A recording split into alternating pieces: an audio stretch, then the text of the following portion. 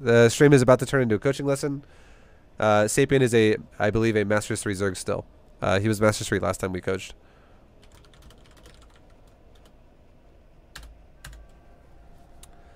Alright, so yeah. Start of the coaching lesson is happening right now, guys. Oh man, my nose. Yo, Sapien, what's up, man? Hey dude, how you doing? I'm doing pretty good. How you doing? In life I'm doing well. On the ladder, I am a joke. No! Yeah, it's all good, man. I suck, man. No, dude, I saw you have potential, okay? That's what you gotta think. You just need you're a piece of clay that's not molded yet. We're just gonna mold you into a GM piece of clay, okay? Alright, good. We're gonna mold you, man. Alright, so this time around, you should have the replays that you have should be this patch, unlike last time. So you should be able to actually host this time with the watch with others thing, and it shouldn't be a problem. Okay, cool. So just, yeah, invite me. Alright, are you in the... There you go. Never mind. You got it. Dude, you already know what I was going to talk about. Good shit. All set. So I have 5 replays. I don't know how many we want to get through, but yeah. I've included 4 where basically I get stomped in all different ways.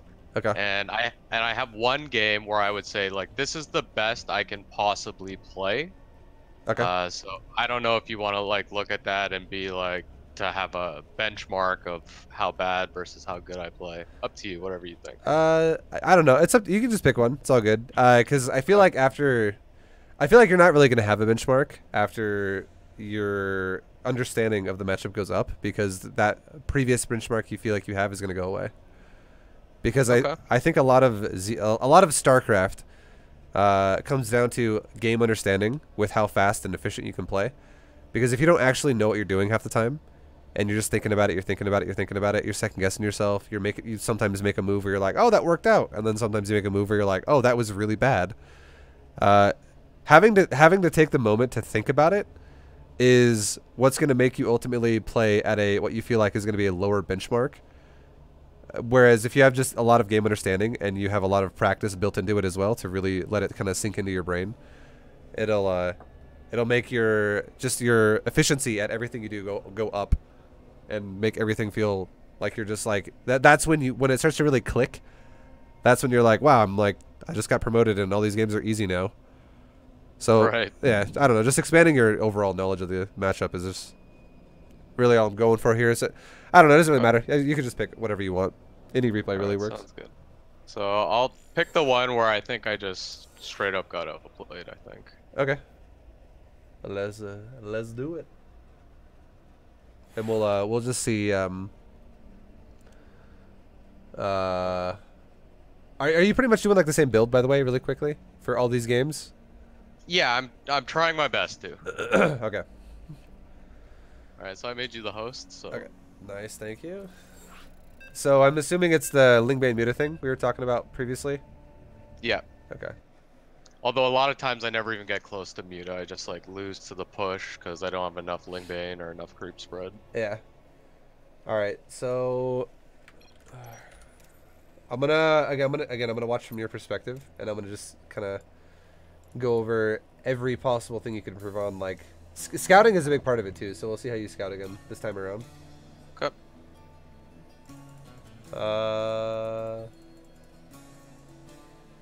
And then I'm gonna give you a little bit of a tip here for ZvT. If you want to go for high Lingbane.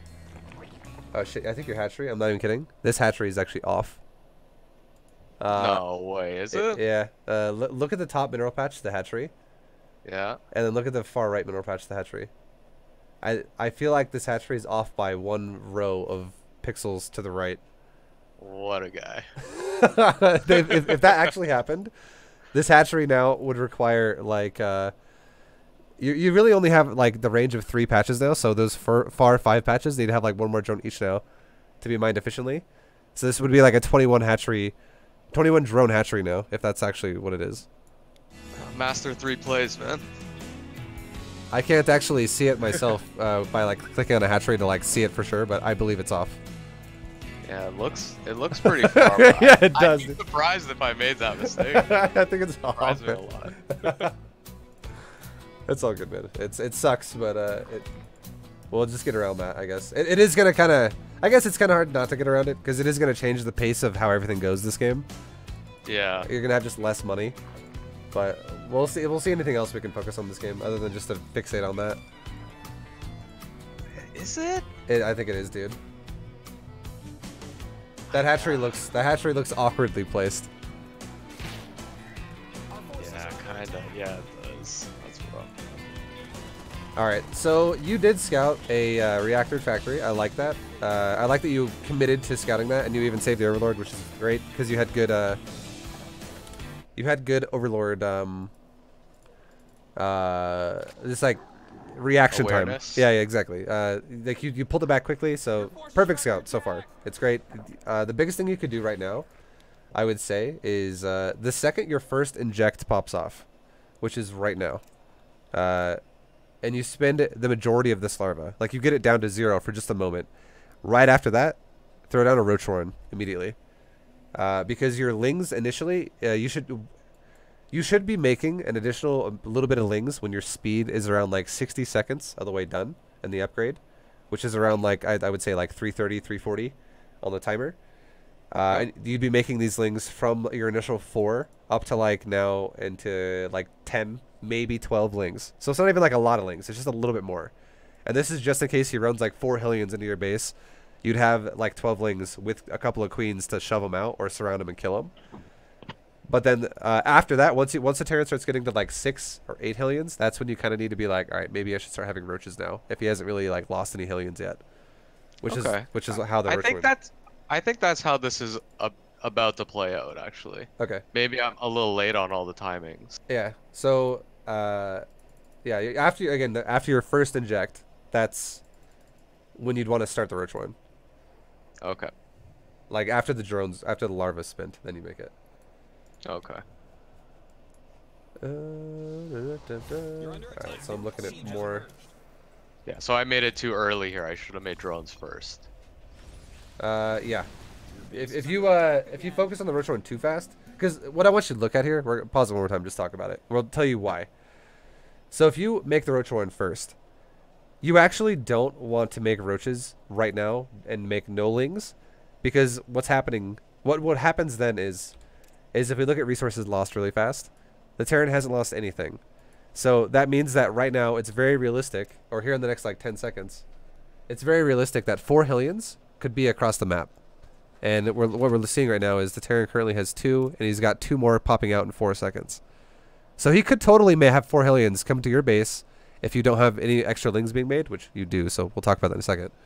But if you had no lings being made, these 4 Hellions could actually drive into your mineral line and just start roasting drone, roasting drone, roasting drone. And it's going to be really unfortunate for you because every drone that dies is a complete waste, because now you're going to be having to remake that, and you're also going to make the lings anyways. Because you're not just going to be like, oh, I'm just going to make non-stop drones. I'm just going to let 1 queen kill 4 Hellions or something like that, you know? Like, you're still going to make the lings because you're like, shit, I need to get rid of them now. So it's like a complete waste if you make the lings as a reaction to Hellions after it's already killing your drones. Because now that's just extra larvae you're wasting. So I like that you're making the lings. You understand that. That's very good. Because protecting the drones entirely, if you're going to open up with speed, is how you should do it. The only time you should ever like be making drones if your drones are dying against Terran when they go Hellions is if you open up like gasless and went for like a fast 3 base, and that's your whole plan, is to be greedy as shit. But yeah, that's not what you did. You open up with speed to be safe. Okay, and are these timings like more or less correct? Because I always think the 4 Hellions come at 4 minutes. That's how I remember. Your lings are correct, but I think your scouting with all your lings early on was incorrect. I think if you're going to scout with lings, you should only scout with 1. Because you already confirmed that he had a natural and a reactor factory with a barracks still at his main base. There's nothing that shows you there's nothing proxied, and there's nothing out of the ordinary. This Terran he spent all of his possible money he could have had on what you've already seen at his ramp and his natural. So you don't need to scout all over the place like crazy with your lings right away. Instead, what those lings should be doing is they should be chilling back at your base, even if you've killed a Reaper. It's because the reason why they should be doing that is because they're going to be now for defense against the Hellions. Once you make the extra lings on top of that to bolster the numbers to like defend against the potential of the 4 Hellion run by into your mineral line, because some Terrans love to do that. Okay. So scouting with one, if you really want to scout after you like push a Reaper away, scouting with 1 Ling is, I would say, okay, because then you might see, oh, he's going for a really greedy third or something like that, which maybe that's gonna help you out. But in general, yeah, don't scout with all 4, because all that's gonna happen is, as you can see right now, you've already lost 3 Lings, which they didn't really accomplish anything. You didn't really scout anything above what you already did, because there's nothing he's really doing yet, anyways, outside of his base. And now your number of Lings is going to be less to defend these Hellions, which is now going to be, it's going to be 4 less now, which is actually kind of a big deal, because that's now 20 damage every half second. So it's really 40 damage a second that's gone now from your army, which is huge, because those 4 Lings do about the same amount of hit points as half of it. Half of a Hellion's hit point pool, pretty much, every second. So it really changes the pace at how fast these Hellions die, if you have an like a lower amount than you should. It's kind of what I'm trying to say here. Okay. And then the other thing we can talk about really fast is the Roachborn timing, and the reason why it is when it is because if you look at your gas right now, you have enough gas to make 3 roaches, maybe 4 by the time the Roachborn's done, because you have 1 drone mining gas. And if you were to make these 4 roaches right away, it's going to take all your minerals. That's going to be building up as well up until the Roachborn's done. And if you look at your larvae right now, you have 6 larvae still currently out. And if you look at your worker count, you have 29 to 26. Basically what this means is if you make the roaches right now anyways, your Lings are already more than enough to defend the current potential 4 Hellion run by. And if you now prioritize roaches as well right at this point in time, you're going to be having no drones, really. And somehow, if the Hellions, let's say they squeeze through your Lings, and they roast like 3 drones, and then they all die, because your Lings might have been a little bit too low or something like that, like in terms of position. Or some shit like that. The roaches still will not be out in time. Even if you make them as fast as possible right now, they will not be out in time to defend the first 4 Hellions. It's not going to happen. So all it's really going to do is it's going to mess up your own economy way harder than it's going to help you. It's actually, you're protecting your economy, but at the same time, you're ruining your own economy. The roaches really are only designed to kill at the bare minimum, the 6 Hellion over, like, you know, like the accumulated 6 Hellion timing or anything above that, which means these roaches are a little too early. Right. So it's too much too early, basically. Okay. All right. Any questions? And just so the timing on the Roach Warrant ought to be after all the drones and all the larvae are spent around, like, do you think I should be throwing it down around now? Or? You should be, so the timing of the Roach Warren, when you start making the Roach Warren, is when your first inject on both your hatcheries pops off, and then you spend all the money to make drones out of it. Then you go, okay, my money's now back up to like 150, I have no larva available, my third has already been started, I can now make a Roach Warren. Okay. And then after you make the Roach Warren is usually when you make the Lings as well, because you're going to probably be making the Roach Warren right around the same time that you need to start making extra Lings, like an extra like 8 Lings or so, for the potential defense against the early Hellion, the potential early Hellion attack. Okay.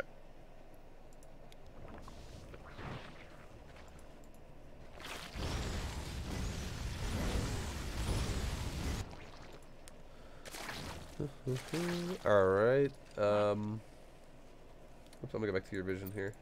So I'm gonna pause it one more time, just talk about something else. It's up to you, really, if you want to get Overlord speed. I'm not telling you have to or you don't have to do it. But I do like that you actually sent 2 Overlords to your opponent's base. But right now, right around when your third, like right around when your natural is fully saturated, and you've already seen the reactored Hellion, you know that there's a potential of Hellion aggression, which you've already, you're going to be preparing for because you have speedlings into roaches, like we all just talked about. But now, when your natural's fully saturated and you're getting ready to make a choice now, as in, am I going to go to a layer? Am I going to saturate my third? Am I going to get a Baneling nest? Do I want to get upgrades early? You have a lot of choices now that you need to be making, and your Overlord scouting is not really helping you make those choices because it's kind of blind now. So around like right at around like 4 minutes to maybe like 4:15, somewhere in that time window, I would say is when you want to be scouting into the Terran's base. Because if we back it up, to right then, if let's say 4 minutes goes by right now. Okay, so if we were to move this Overlord into his main base right now, you still have one that is natural. You can still see he's got a couple Hellions there. He's got a Marine there. He's mining from the natural. It looks kind of standard so far, but this Terran hasn't really shown you what he's committed to yet. He might be going into 2 factory. He might be going into 111. He might go into a 3rd CC. All these things give you different responses, as in, like if it was like, let's say it's double factory Hellions. Well, you might want to prioritize roaches before you go into a layer.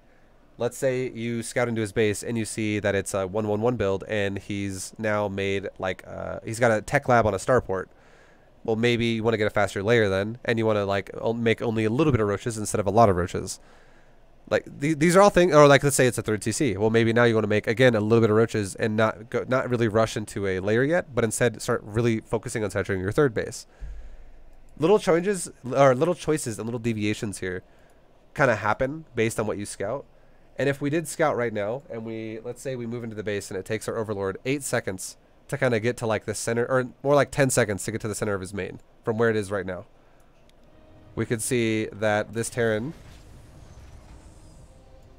right now, if our Overlord is already moving the entire time, we would probably already now see, oh, he's got a fusion core and he's got a tech lab. He's got 111 fusion core. This already gives you so much information that you can react to.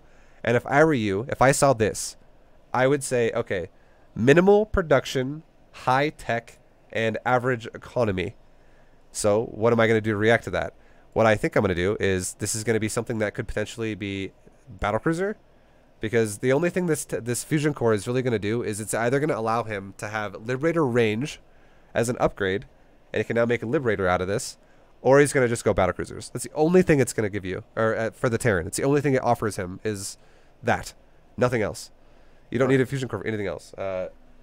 So my reaction to this would be, all right, we still have the potential Hellions. I'm going to make some roaches. I'll make like 5. And then I'm going to be good. So I can leave like 3 roaches in front of my natural, and I can leave like 2 in front of my 3rd. Now I'm going to go back to making some more queens.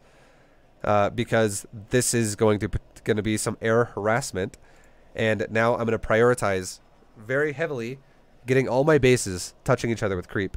Because queens are going to now be very useful at controlling the game for me, because I'm now going to go into this greed mode, because I've now discovered how I can deny what he's doing, and Queen Roach is perfect. You don't need a lot of roaches because he doesn't have a lot of Hellions. One roach beats the shit out of 1 Hellion, no problem, especially if it's backed up by queens as well. So like 5 roaches could easily deal with like the accumulated up to like 12 Hellions from 1 reactor, which would take the reactor about a total of like 3.5 minutes to build that. It would take forever. Or like about 3 minutes. Which is a lot of time if you take 3 minutes yourself of being like, I only made like 5 roaches and now I'm going to go mass drones. You could make so many fucking drones with that. So 5 roaches in queen production is great. And then I would make 1 spore in every mineral line. As soon as I spent all of my larvae, I would make 1 spore in each mineral line. And then I would make 1 spore in each rally in each rally point. So I'd make 1 spore kind of like here. I'm gonna ping the map and hopefully you can kind of see what I'm talking about. I'd make 1 spore there, kind of like in the edge of your creep now in your main to where the ramp kind of is. I would make 1 spore here, kind of in the front of your choke point or your natural. And I would make 1 spore either on top of this ramp right there, on top or below the ramp where the Hellions in your drone are. That way, no matter where, if it is Banshees or a Liberator or anything that tries to fly around your base and harass you with a combination of Hellions, you have good coverage of your airspace where your queens can run around. It's like checkpoints for the queens, basically. They can go around and not get harassed in the open by something. And again, it's probably not going to be Banshee because we see a fusion core. Again, like I said before, it's probably going to be a Liberator or a BC. So it really makes it harder for the Terran to harass you, because let's say he teleports. Let's say it is a BC and he teleports into your base right over a spore, and now you got 4 queens or 5 queens smacking the BC with the spore also smacking the BC, and then he starts flying around to the other base and he flies into another spore, or he chases your queens and he flies into another spore. Like, it's not like you're over investing into spores here, because this Terran is it's an acceptable response to the Terran's opener. He's rushing. This is like one of the fastest fusion cores possible. It's almost kind of like a Protoss rushing DTs. It's very fast in-game tech here, and a few spores is very cheap for you because it's pure mineral, and it would allow you, after seeing what he's doing, it would allow you to be like, oh, this is a build I don't need a lot of units for. I can make mass drones against this. Like, there's no reason why you gotta make a lot of units against this. Right. So roaches for the Hellions that come on the other side, and then 1 spore per base, but not necessarily in the mineral line. Yeah, and just to clarify, just to make sure we're on the same page here, if you scouted his base and you saw it was only 1 factory of a reactor, you have more than enough of like a opportunity here to make like 5 roaches and fully saturate 3 bases off of that, because 1 reactor factory of Hellions is not going to do shit. It's literally it's like very little amounts of pressure. What it's really going to do, what I see is going to happen here in this game, is a battlecruiser is going to teleport into your base somewhere. It's going to distract you, and now like 8 or 10 Hellions are going to drive around by the time a BC's out, and they're going to try and kill your drones. He's going to try and just kill your drones. That's what I see is going to happen here. So if we made just a few extra queens and like the 5 roaches, those 5 roaches could be designed to just zone out the Hellions wherever they go, especially with the combination of the lings you also have. And then your queens could just be designed to zone out the BCs. And for numbers we're talking about here, I would say you would want to have about 9 queens. Okay? Like 3 queens, for 1 for each hatchery, and like 6 extra queens. Because he's rushing BCs. And then those 6 queens that are extra are literally just going to focus on creep spread, creep spread, creep spread, creep spread, creep spread, creep spread. And then you're going to have creep covering so much area that you're going to be seeing the Hellions from an area of creep that would be like this.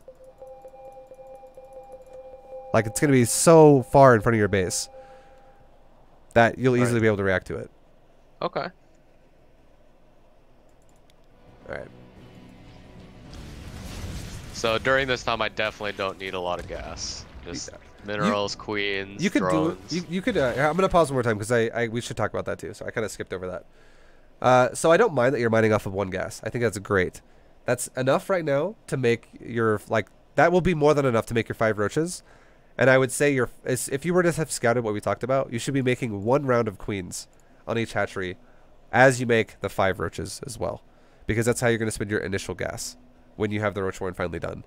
But then as soon as your main hatchery, which is most likely going to be your tech hatchery, as soon as it's done making its first extra queen, just stop making queens on it and just make a layer. Because you don't need to spend your gas on anything else, and you're not like pushed for time on these queens. But you still should continue queen production while maintaining larva production on your natural and your third. But then your main could just become a layer instead, and then it would allow you to go into whatever tech you want to go into, which is, like you said, it's most likely going to be a Spire because you like metas. So it would allow us to get 1-1 going into 2-2. We could get a Spire going down a little later than that, and then go into a Hive, get Adrenal 3-3.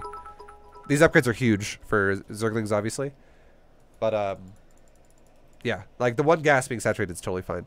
It's completely fine. Okay.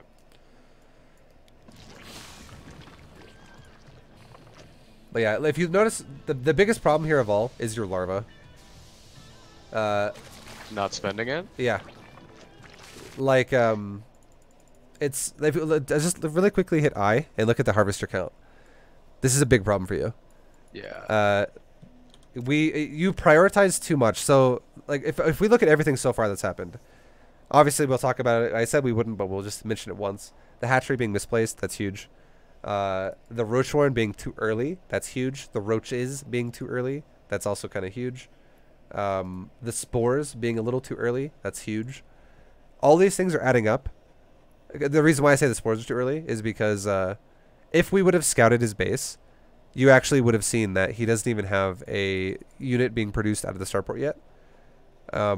So you knew that there was nothing that's already going to be hitting you yet. You would have seen like a fusion core being built and a starport that's producing nothing, and then if your overlord just chilled in there just for a moment, or maybe your overlord could be sitting like right there on the edge of like the mineral line right there to see the edge of the starport. And if you don't see a starport actually building something, you can actually take a moment just to delay your spores a little bit longer. Obviously you're going to make them eventually, but the goal here is to can we spend our larva before we do other things? Yeah, I'm definitely taking that away because I never thought about, as soon as I finish spending larva, then yeah, X, Y, or Z. Because the biggest downfall for Zerg is if you're ever kind of thinking to yourself, oh, I need this really bad. I need like Hellions. I need Roaches. Yeah, that's a good thing to think about, but it's also something you need to pace and do it at the right time. Because let's just say, hypothetically, you play 2 games and you don't understand this, but it just happens where one game you scout the factory a little bit later than you normally would have. And this ends up happening to be after you spent your initial larva that we talked about. And you're like, oh, I'll make Roaches. And it works out beautifully. You're like, wow, I feel like I'm so far ahead this game against the Terran. Things are just going really well. I feel like I understand what I'm doing. I made the Roaches counter the Hellions, and they didn't do anything.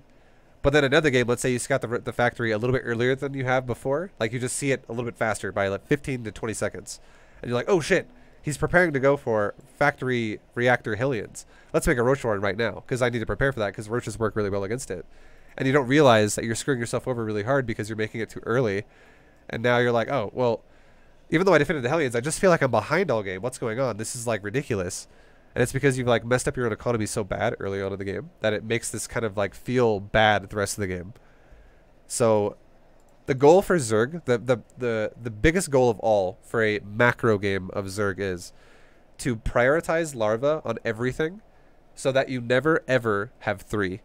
And the best way you can do this is to maximize your spending of your larva first above all else. Like making drones, making your lings at the right proper time when you need them, making drones, teching up the Roaches, making Roaches when you need them, making drones. And if you make the drones like this the entire time, you're never going to feel like you don't have enough money to do everything you need to do. You'll always be like, oh, I have plenty of money.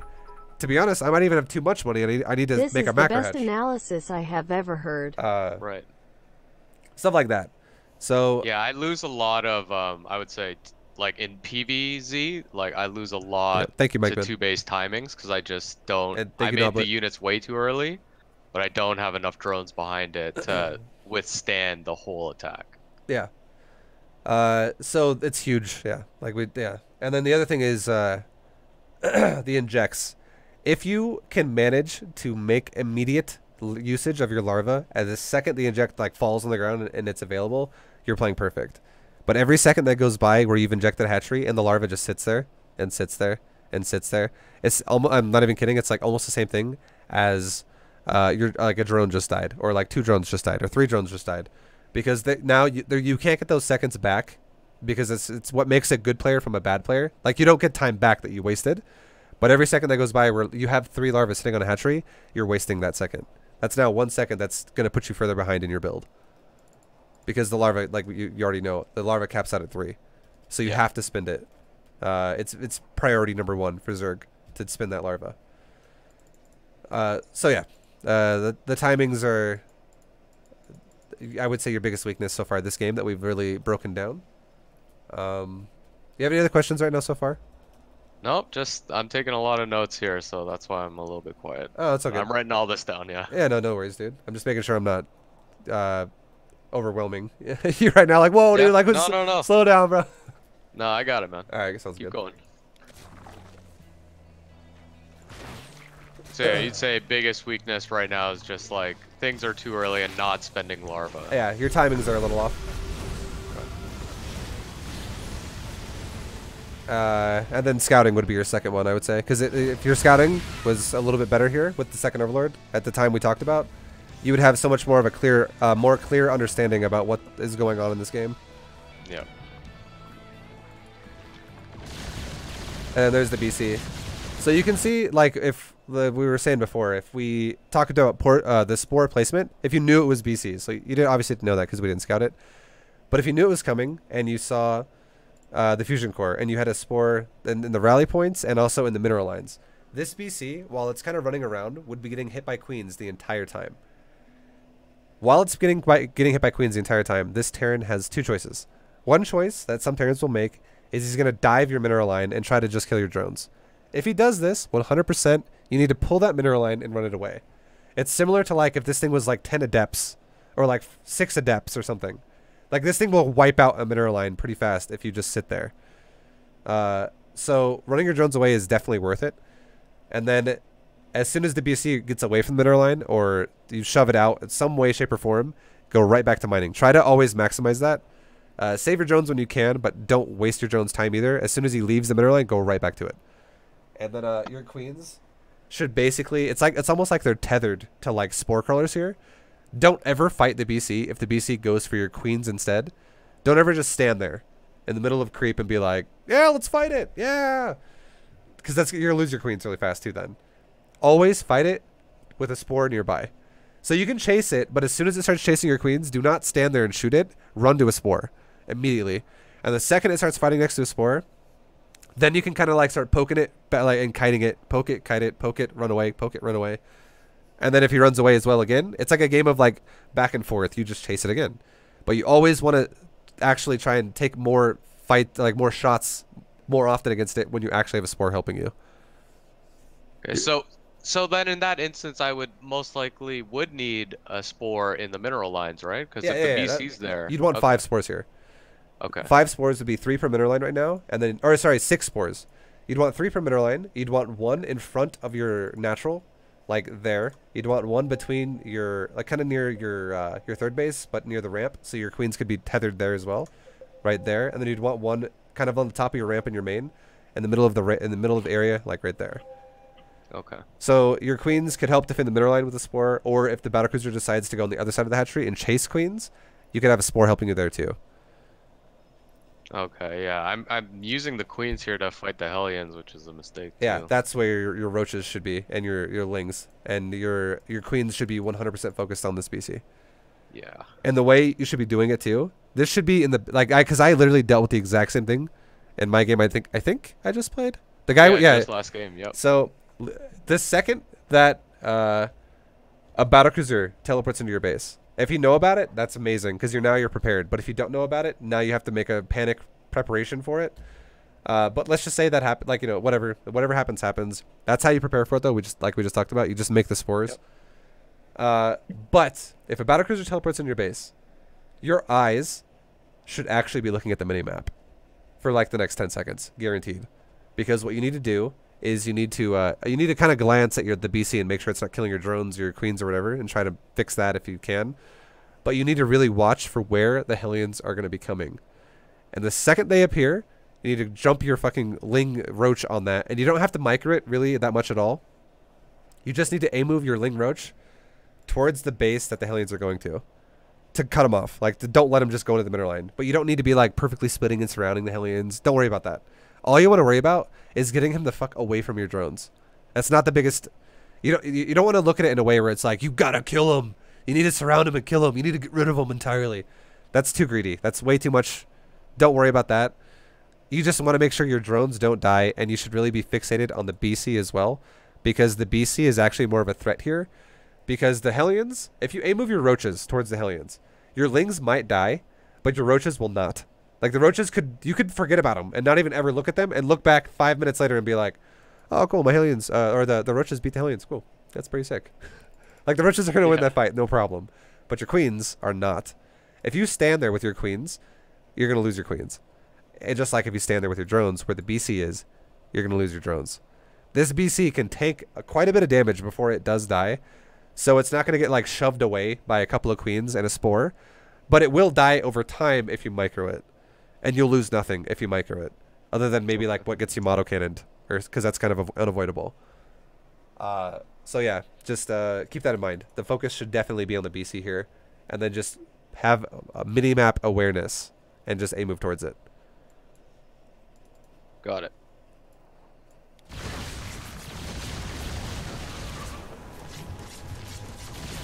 Like that queen right there? Like, fighting the BC, there was no chance. You have good spore. You have, like, the spores are helping a lot here, but this BC's already done a lot of damage. It's already killed 13 units. And, obviously, we know why. Your queens aren't really in the right position here. Some of them are fighting, or they were, like you said, they were fighting the Hellions. But this BC killing anything above, like, 5 units is terrible for you. Like, sometimes it's unavoidable if he just, like, literally charges into a mineral line and he's like, I don't care that I'm going to take 200 damage while I do this. I'm going to kill a couple of your drones for this. That's the Terran's choice if he does it like that. It makes his BC, the durability of the BC go down really hard because he takes way more damage than he should be for that period of time. And he might get a couple kills for it. But now that means that we're going to have to deal with it for less amount of time because it's getting closer and closer to that point where it's going to die. Or have to literally just fly off the edge of the map into open airspace and just get away from your base entirely. So yeah, just micromanaging the BC is huge here. It prevents you from getting super far behind. Okay.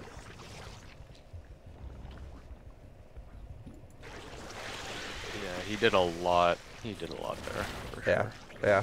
Because like he's still actually behind here. You're still, with all things considered, you're still ahead. At this point in time, but you could have been a lot more ahead if you just kind of knew where you were going with everything a little bit sooner. Yeah, that 4-minute scout, like this game could look so different with a little peek. Yeah. And then right about now too, I would say if at this point in time, like maybe even a little bit sooner, maybe around like 6 minutes and like somewhere between 6 minutes and 6 minutes 30. If you haven't seen anything besides, let's say, the 111 opener, you still don't know what he's doing fully. You might see, oh, he's got like 3 Marines. He's got a Hellion. He's got medevac. He's got a tank. Like you might see stuff like that, but it's still, unless you see like a Marine stim pack or have combat shield or something more specific, it's not fully declared what he's doing yet. So I would say what you should do at like 6 to 6:30 in that window of time. If you don't get Overlord speed, that's totally fine, but get an Overseer then, and go scout his base with an Overseer, or at the very least, try to run a Ling into his base and try to really get a full understanding of what he's doing. And if you see, oh, he's got like 15 Marines and like 2 medevacs, okay, he's probably going bio. Or okay, he's got like 8 Hellions and a Cyclone, okay, he's probably going mech. Or he's got a tank and it killed my Ling. I don't know what he's doing. Well, now you kind of do need an Overseer because now you're not really sure. But still, if you're not really, if it's not obvious as hell as to what he's doing, make an Overseer between 6 to 6:30 and figure it out, because it's really going to help you get a more clear understanding as to what's happening. And this is what I would recommend you do. If you see that it's bio, you're more than welcome to go Ling Bane into Muta later on, and you're fine. If you see that it's mech, I would not recommend going Ling Bane into Muta. Instead, I would recommend maybe you actually go for like a faster infestation pit, go for a faster hive, and then take a spire as well. You could go into faster broodlords this way, and then maybe even actually get the roach speed upgrade in a game where you know it's against mech, because it'll help against like Hellions and Cyclones, if that is what he chooses to do, or Thors even. So it's Okay. and then you could also make like Ravagers if you really wanted to, or something like that. But right now you're getting you are getting roach speed this game, and you are starting a Bane nest, which I'm assuming is going to get Bane speed as well. But it looks like in this game that obviously we can cheat and see he is going bio. So roaches with movement speed against bio tank are actually going to be pretty shitty. Yeah. So this is if you were to have scouted his base and go, oh, there's like 6 racks or 5 racks or whatever, you could be like, okay, he's going bio. I'm gonna actually let my roaches be the initial ones I made for the early defense against the Hellions, and that's it. It allowed me to be greedy, but now I'm gonna go into like that macro hatch mode, where and go into like more bases where I just go heavy amounts of Lingbane. Yeah. Yeah. Evos, macro hatches. Yeah. Bane. And these spines right now you're making in the main too. I know I feel like you're making them because now you're making a Hydrogen, so it seems like you want to go Roach Hydra, and you're worrying about drops. You're making them in your natural too. I would say overcommitment right now, because if we look at the income tab really fast, once again you're still below the Terran, and in terms of economy, you've actually I feel like actually a minute ago when I said you were ahead, you were actually ahead for a little bit, but now you're behind, and it's because of your spending. You're not maximizing the larva, because let's look at units tab as well. You have 11 larva, and then you just made 5 spines, and now you're also then starting to make hydras.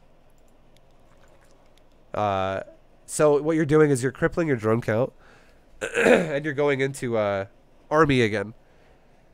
So your economy is undersaturated at this point, and I feel like it's just kind of like a overcommitment, more or less, because you have good coverage of the map.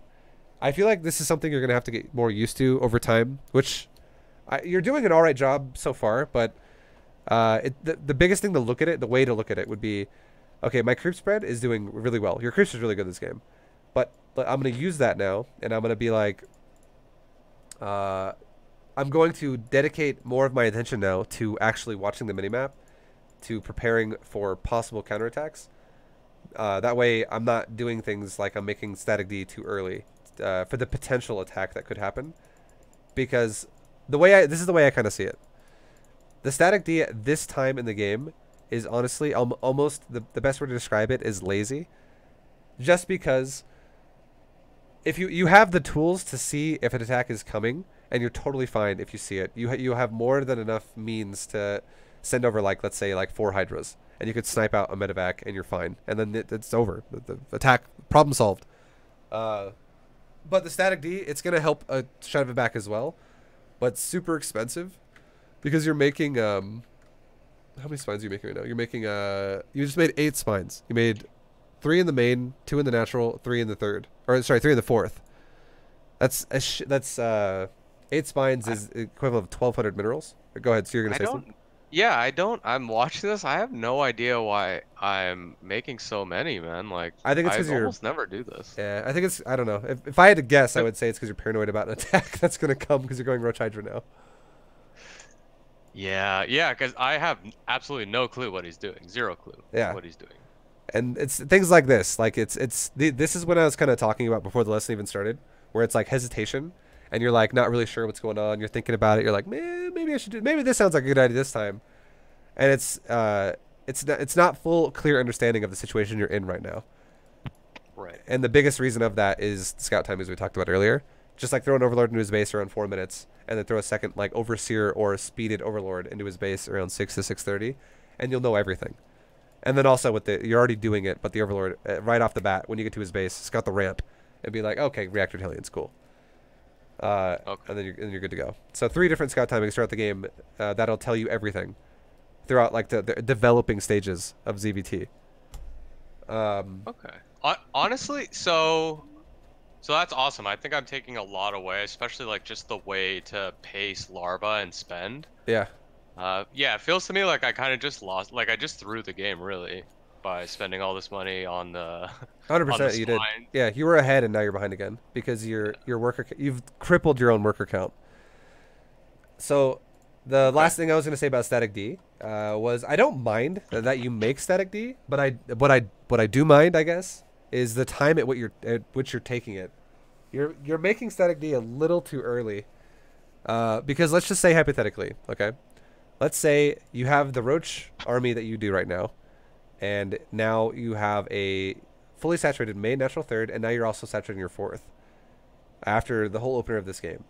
If you would have had, like, let's say 90 drones, you saturated 4 bases, and you even maybe oversaturated a little bit.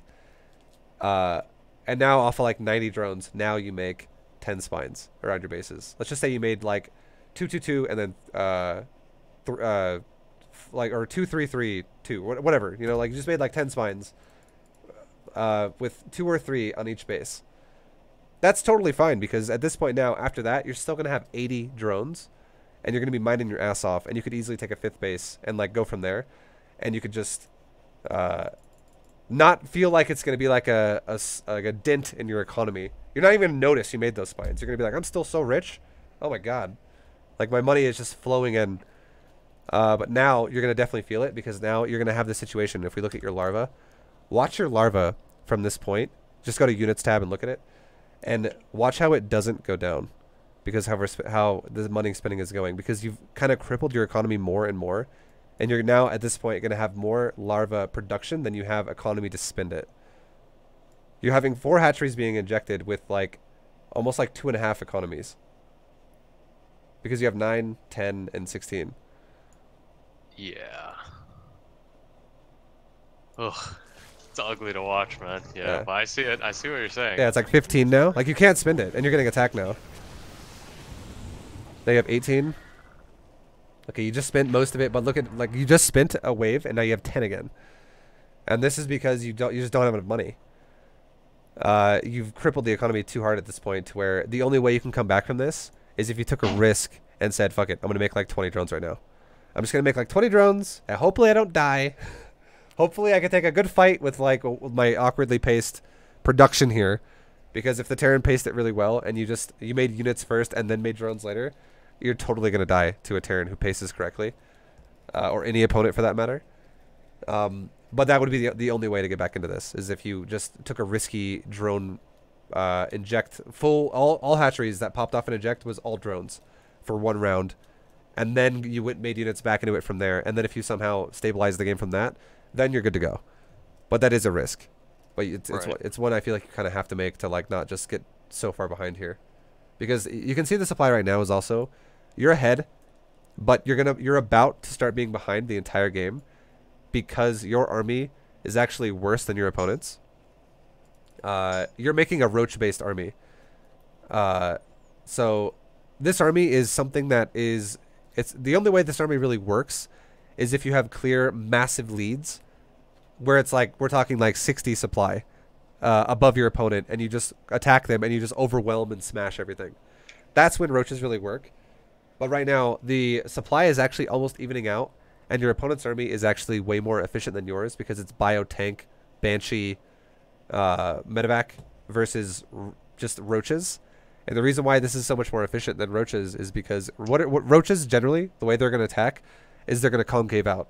They're going to go into a concave, which means their damage is going to be spread apart. It's going to be super widespread along the entire line of units, which is great for medevacs, and it's great for bio, because bio thrives in spread out damage because the medevacs are going to heal through a lot of it, and the bio is it's hit scan, which means that the second a marine shoots, the unit's already taking damage. So bio doesn't waste shots either.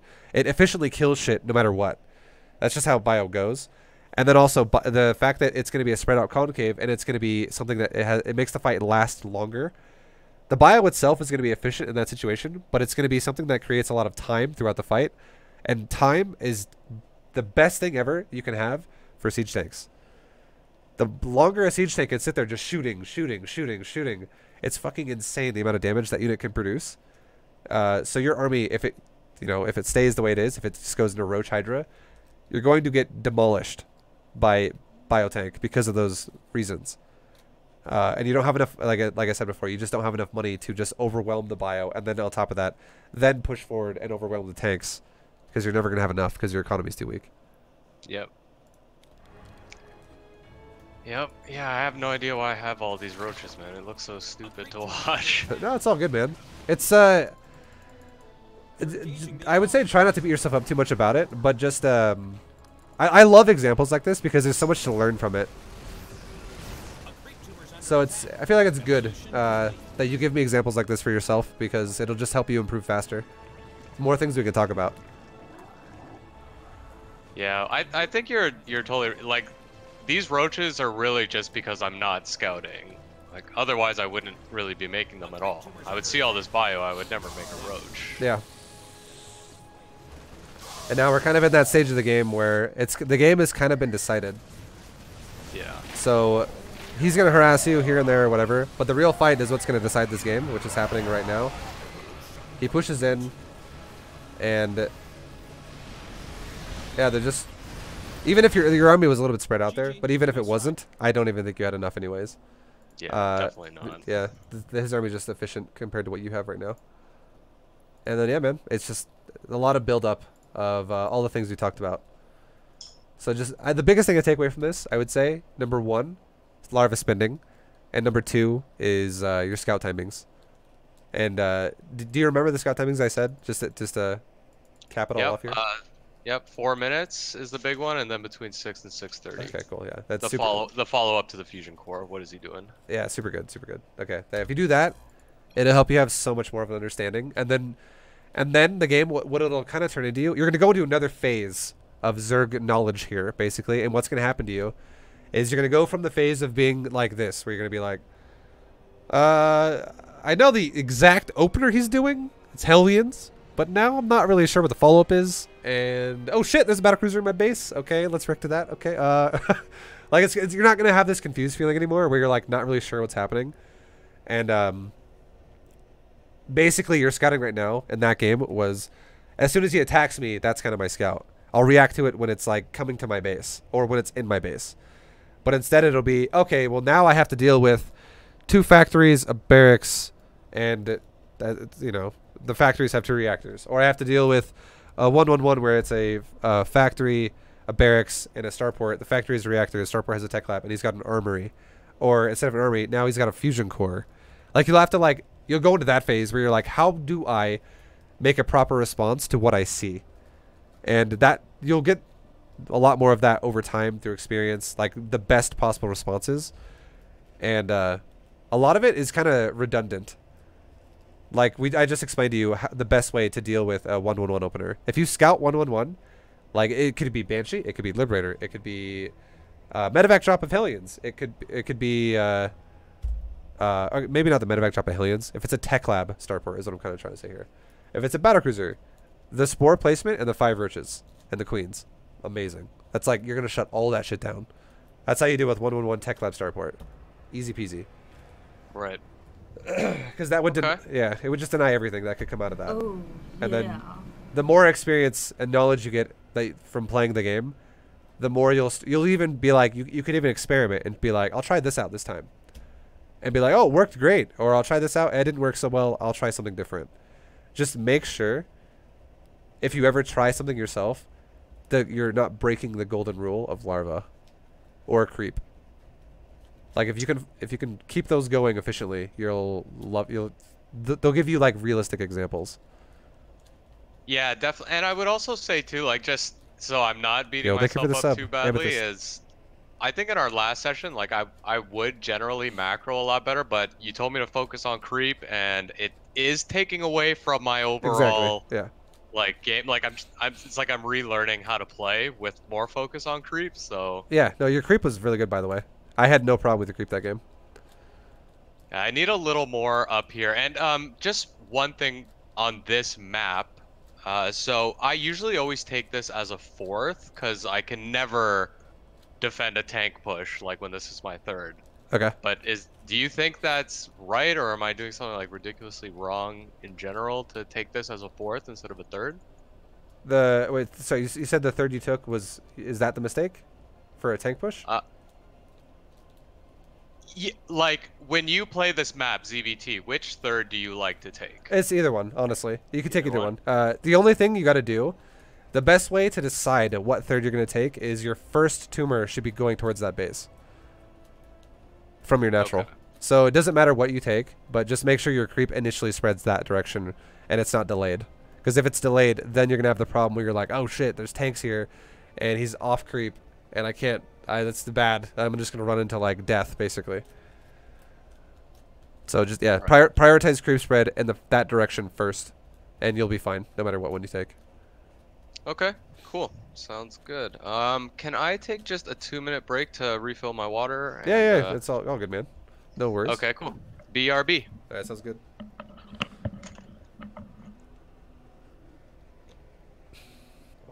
Yo, guys. All right, so. Little bit of a breakola here. Chat, how you guys doing? By the way, the guys who supported Noblet, Mikeman, Amethyst, thank you guys for the support, dude. I appreciate it, guys. Coaching lesson, I would say, is probably like halfway over. Or like maybe like 2/3 of the way over. I'm gonna probably do one more game with him, and I'll probably speed it up for this next one. Hydrate? I know, I'm trying to drink some water too. But we'll do one more game, and we'll talk about it. But hopefully you yourselves are also learning something from this. If you are interested in learning things about StarCraft. Who called in the fleet? Yo, you called in the fleet, Noblet. Oh yeah. It was the Noblet call. Thank you again for the bits, dude. So what was the main direction for the creep? What I said was wherever your 3rd base is, that should be the direction of where your first creep tumor goes towards.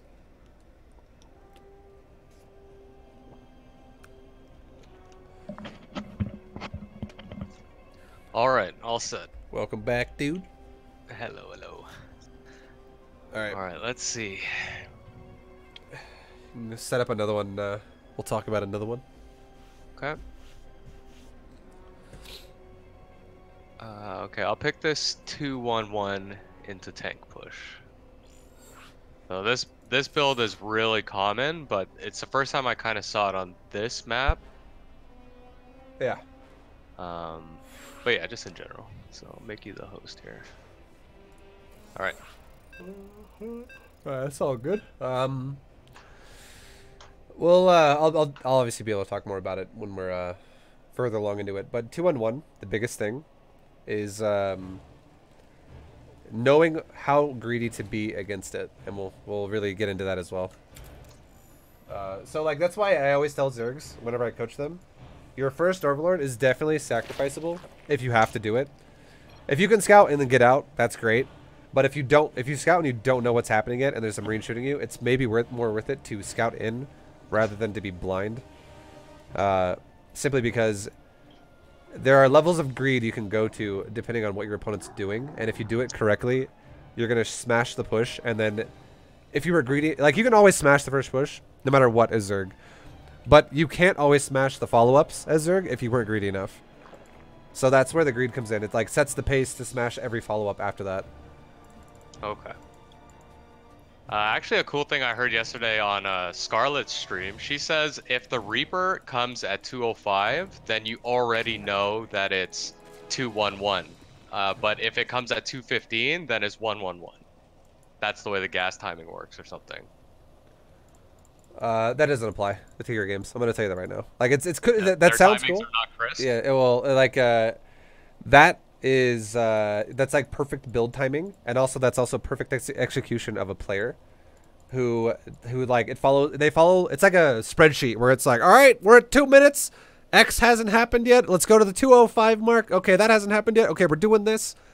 There's like set reactions of opponents when you're at a higher level that you can just. You'd be like, oh, okay, that's exactly what he's doing now. But a lower level player is not always going to follow those rules. For instance, if a Reaper comes 10 seconds later than it should, and you're like, oh, I know what build it is now.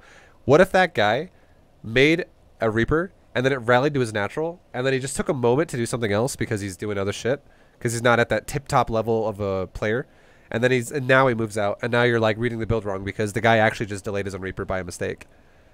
Like, people make a lot of mistakes in StarCraft. Yeah, definitely. So that kind of logic only applies to pro tournament type shit. That's what she's talking about. Okay.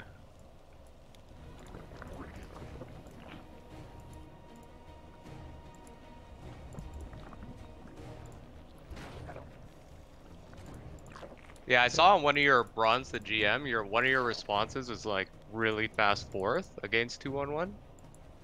Yeah, if you're gonna go Ling Bane, I love it.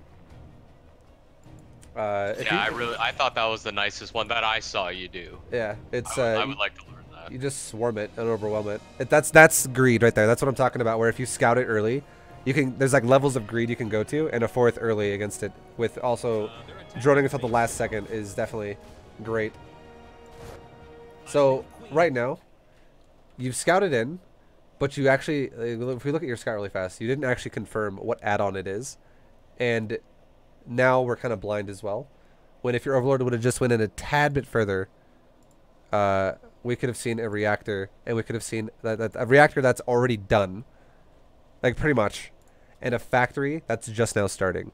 That in itself tells you it's 2-on-1, and here's why. If this guy was going to go for Hellions, a reactor and a factory take very similar amounts of time to build. Factory takes, 43 seconds, and I think a reactor takes like 36 seconds or something like that.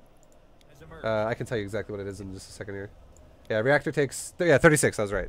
It's 36 seconds for a reactor, and it's 43 for a factory. So generally how it goes is those buildings start roughly around the same time.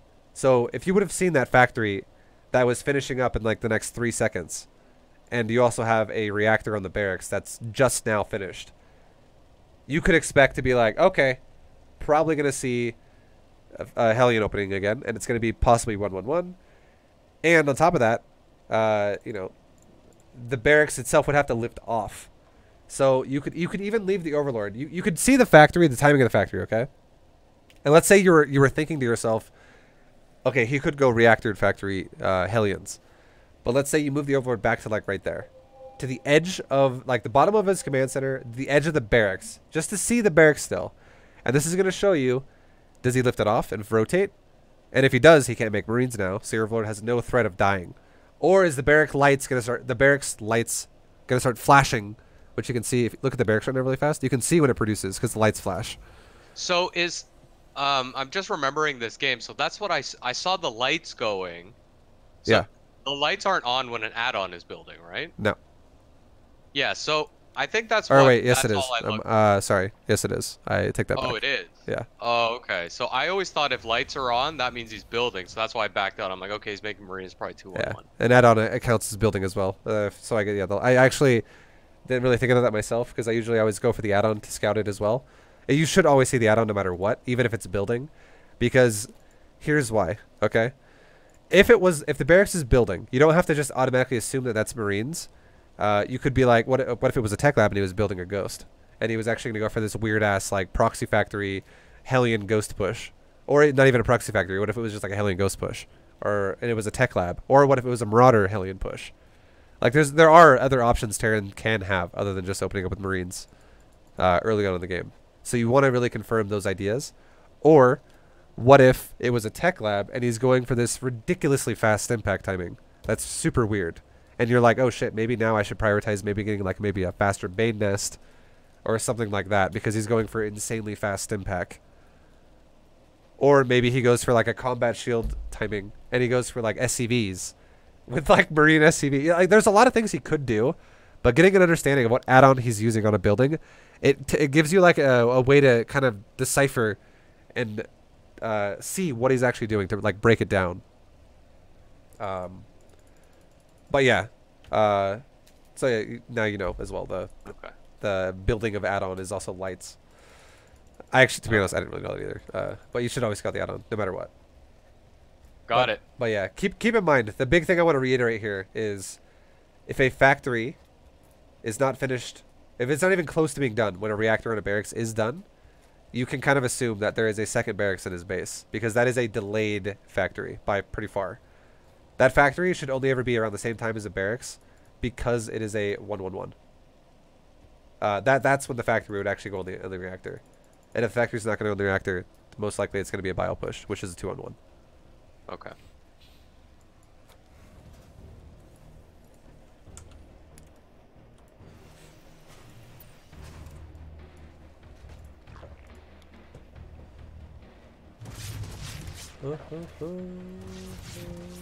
That was good queen placement. You almost killed the Reaper. I liked it. So like your creep tumor right now, a perfect example would be, yeah, perfect. I was about to just say it, but I just wanted to see if you did it, and you did. That's the kind of shit you should do. Wherever you take your third, you prioritize your creep going that direction first. Yeah. And you spread outwards off your third with that creep tumor. And do you like the second tumor too? That's the right place, you think? Yeah. That connecting my ramp to the main. Yeah. The second tumor has two options, but the third tumor should always be where the other position where the second tumor could go. So your first two tumors are always the same. Your first tumor always goes to your third, and your second tumor could either go off your third out further, like right there. Why can't I ping right now? What the fuck? Hold on. Okay, I can't ping for some reason. Okay. I don't know what's going on. But basically, I'll just say, you see your queen at your third right now? How it's kind of like below the hatchery? The one near the drones? Yeah. If that queen were to walk to the edge of your creep, directly to the right, that would be a good place to put it. Or where you put it already. One of those two spots. And then if wherever you put the second one, the third one should always go to the other spot. So what you really want to do is you want to get your bases all connected, and then you also want to get your bases all, like your main covered eventually in creep. It helps a lot. But you really want to have that creep shoving in all directions out away from your third, which is why that second tumor is really great there as well, or the third tumor. Okay. So yeah, what I would say is also I would say where your queen's putting it now, the one above your third, that's also acceptable. Just make sure you also prioritize the one below it too, because this base has actually 3 entrances to the third. So it's a bit more of an open third base. So both of them. I almost never remember to get this bottom part covered. Yeah, it's really good. It helps a lot because not only does it help you see drops in the future and like liberators and shit, but if the Terran ever decides to push from that ramp with tanks, it could be a problem if you have no creep there. Because the Marines could just harass your hatchery and then always pull back off creep, which would be really bad for you.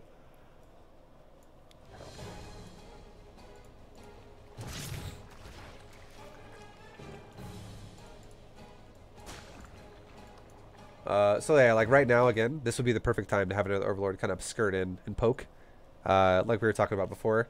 And if you had done that, you actually would see a lot. If we back it up really fast to like right here, this is about the time when your Overlord would be like seeing everything. And it might even die. Your Overlord might die for this. But here's the biggest thing you would see of all. You would reconfirm and 100% know, okay, 2-1-1. But you'd also see a third barracks before a third command center, which is a Terran player who is going to have less economy and more aggression. So seeing this, if I were you, I would take a fourth base, but I would not saturate it because of that. Until the Terran lost an army, because this tells you he's going to be aggressive already. There's no reason why you would ever get extra production over what you can afford if you're going to also take a third command center. Because what is going to happen now to this Terran is if he's managing to continuously produce tanks and marines off of these barracks and medevacs, and he's also going to be making SCVs, and he's also going to be making supply depots, pretty much he's going to have no way to generate more money to make a third command center. The only way he can make a command center now, if he's adding on production like this, is if he stopped all production on something, saved for like 30 seconds, made a command center, and then went back into it. So it would be huge knowing that. Because this would already, if I were you seeing this, I would be like, I'd literally, my head would immediately go, okay, saturate 3 bases, that's acceptable, and then make nothing but defense until I crush his army, which he will eventually attack with, and then I can saturate a 4th, and I'm going to be so far ahead.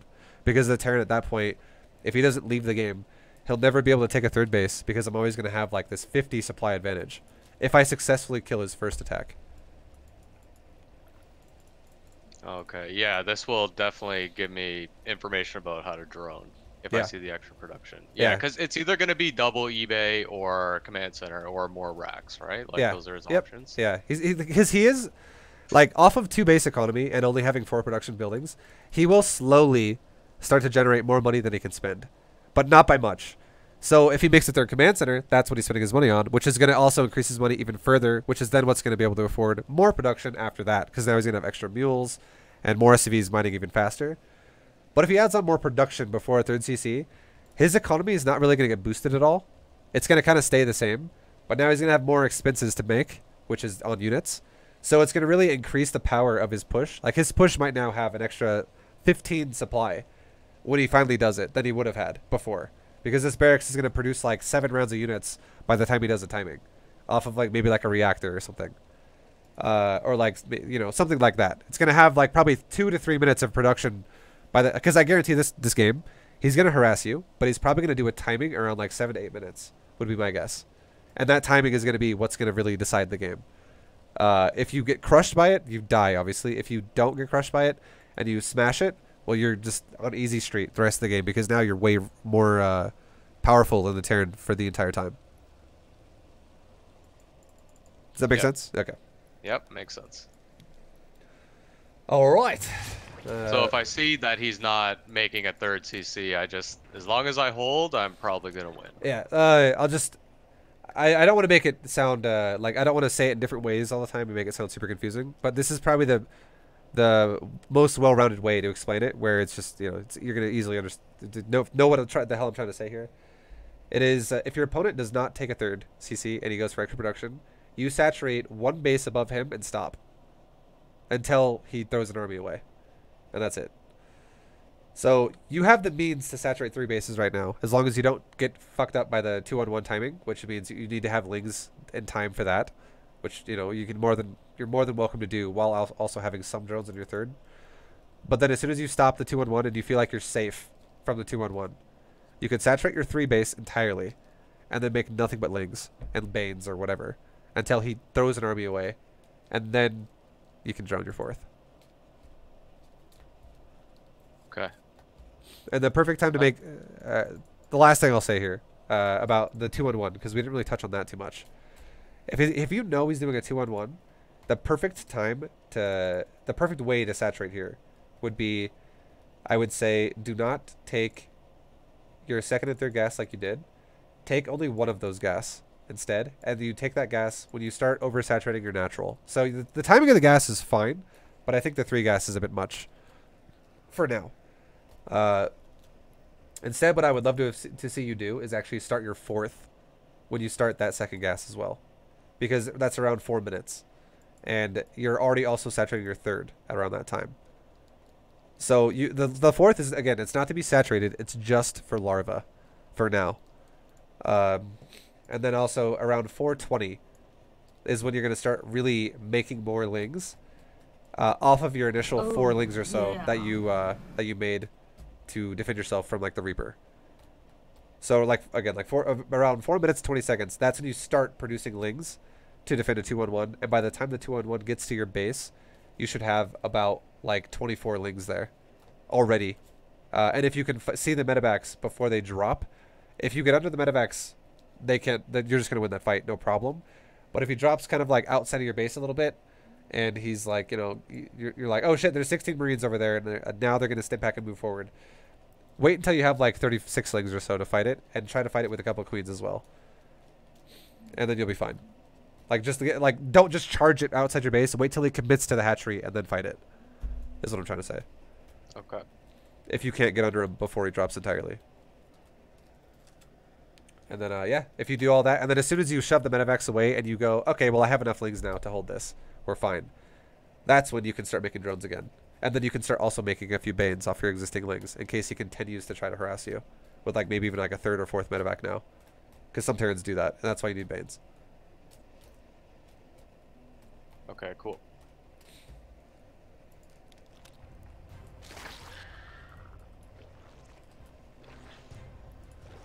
But yeah, your creep has definitely improved from last time that we talked. Oh, yeah. It's you have so much more emphasis on it, and creep is one of the biggest things you need to be doing right now, because creep is how you're not going to die to a like creep is what's going to help you survive a timing way better.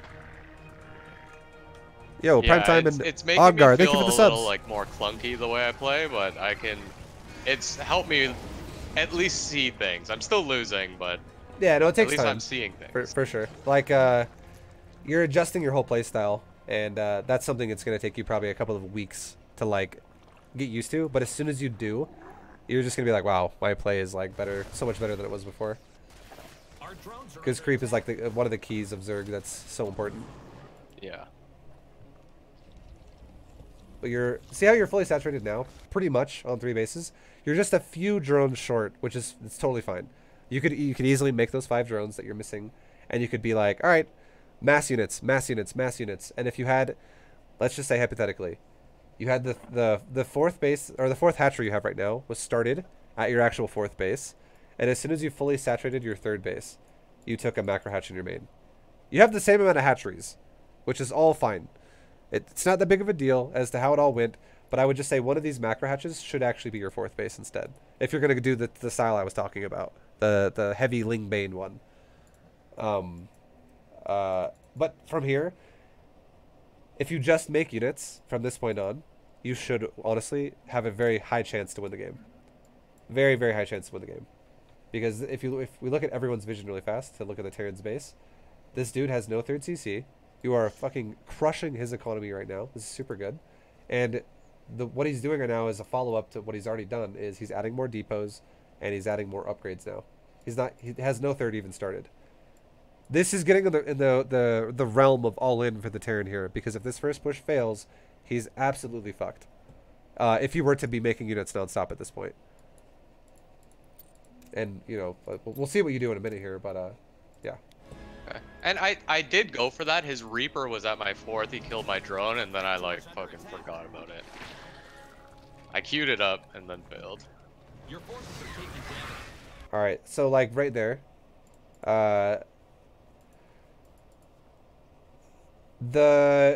you know he has something killing your creep, which is why your creep got denied right there. Your queen died. You know his medevacs are there, but patience is the biggest thing of all here.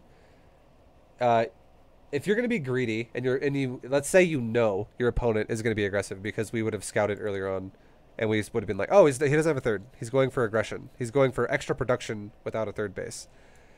The mindset of you as a defender now should be, wait until the last second to swarm his ass. And those lings that you just sent out, the way you could have used them a lot better would have actually been, if you want to go check out what the hell's going on, don't run to right where your army just died. Expect there to be something there. And what you could do actually instead is you could actually run to the top right where your creep timber is. How it's near the ramp. You could run all the way up that ramp and go all the way around the middle of the map. And then you could cut off his army. You could like sit kind of between where his right kind of near where your overlord is, like down the ramp near that little like brush area, and just kill rallies that might be walking to your base. That would be amazing. If you did that, if you wanted to use units in some way to attack and somehow, that would be a fucking amazing. Because then you could actually kill isolated Marines and maybe like a tank here and there that are just walking to your base. Because he's trying to reinforce his push. And it also might even make him turn around. And if he turns around, that's even worse for him because it gives you the opportunity to creep spread more and to also have more time to build up an even bigger and bigger army. It's not required to do that. That's more advanced. You don't have to do that. But that's if you're going to move out in some way, that's how you should do it. If you want to be defensive, it's also okay. It's viable. But don't ever push like that. If he's not actually attacking your hatchery, you have no urgency. You shouldn't feel like, oh god, I gotta move, I gotta move. Because if you knew he was all-inning you, if you knew he was in the position to basically be all-inning you, every second that goes by where you're not throwing units away, and on top of that, you're producing units faster than him, you're getting more and more ahead. So the worst thing you can do here is bleed your units out by just panicking and just kind of, you know, setting some in here and there. Yeah, well, and that's pretty much exactly what's gonna happen. Shit, my game is like super laggy for some reason. What the hell? There we go.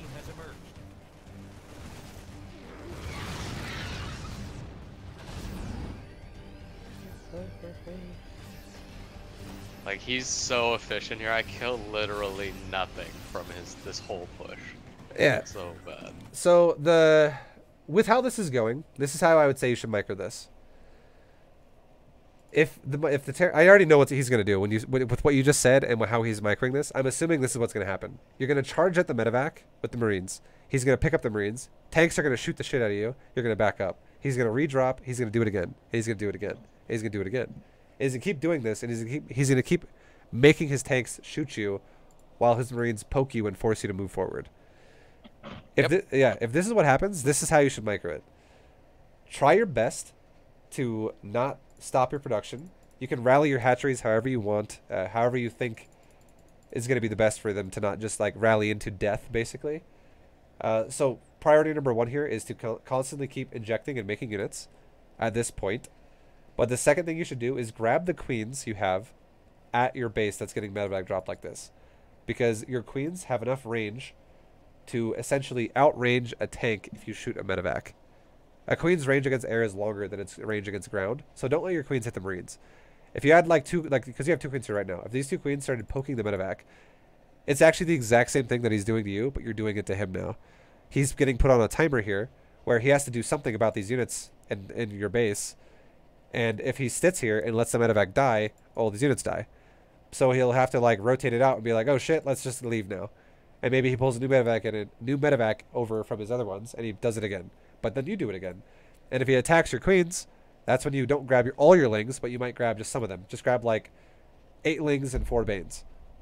And just attack at the fucking bio. And then if he lifts off the bio with the medevac, and he runs away, run away as well. And just wait, and just repeat the process. And while you're still trying to make units, make units, make units.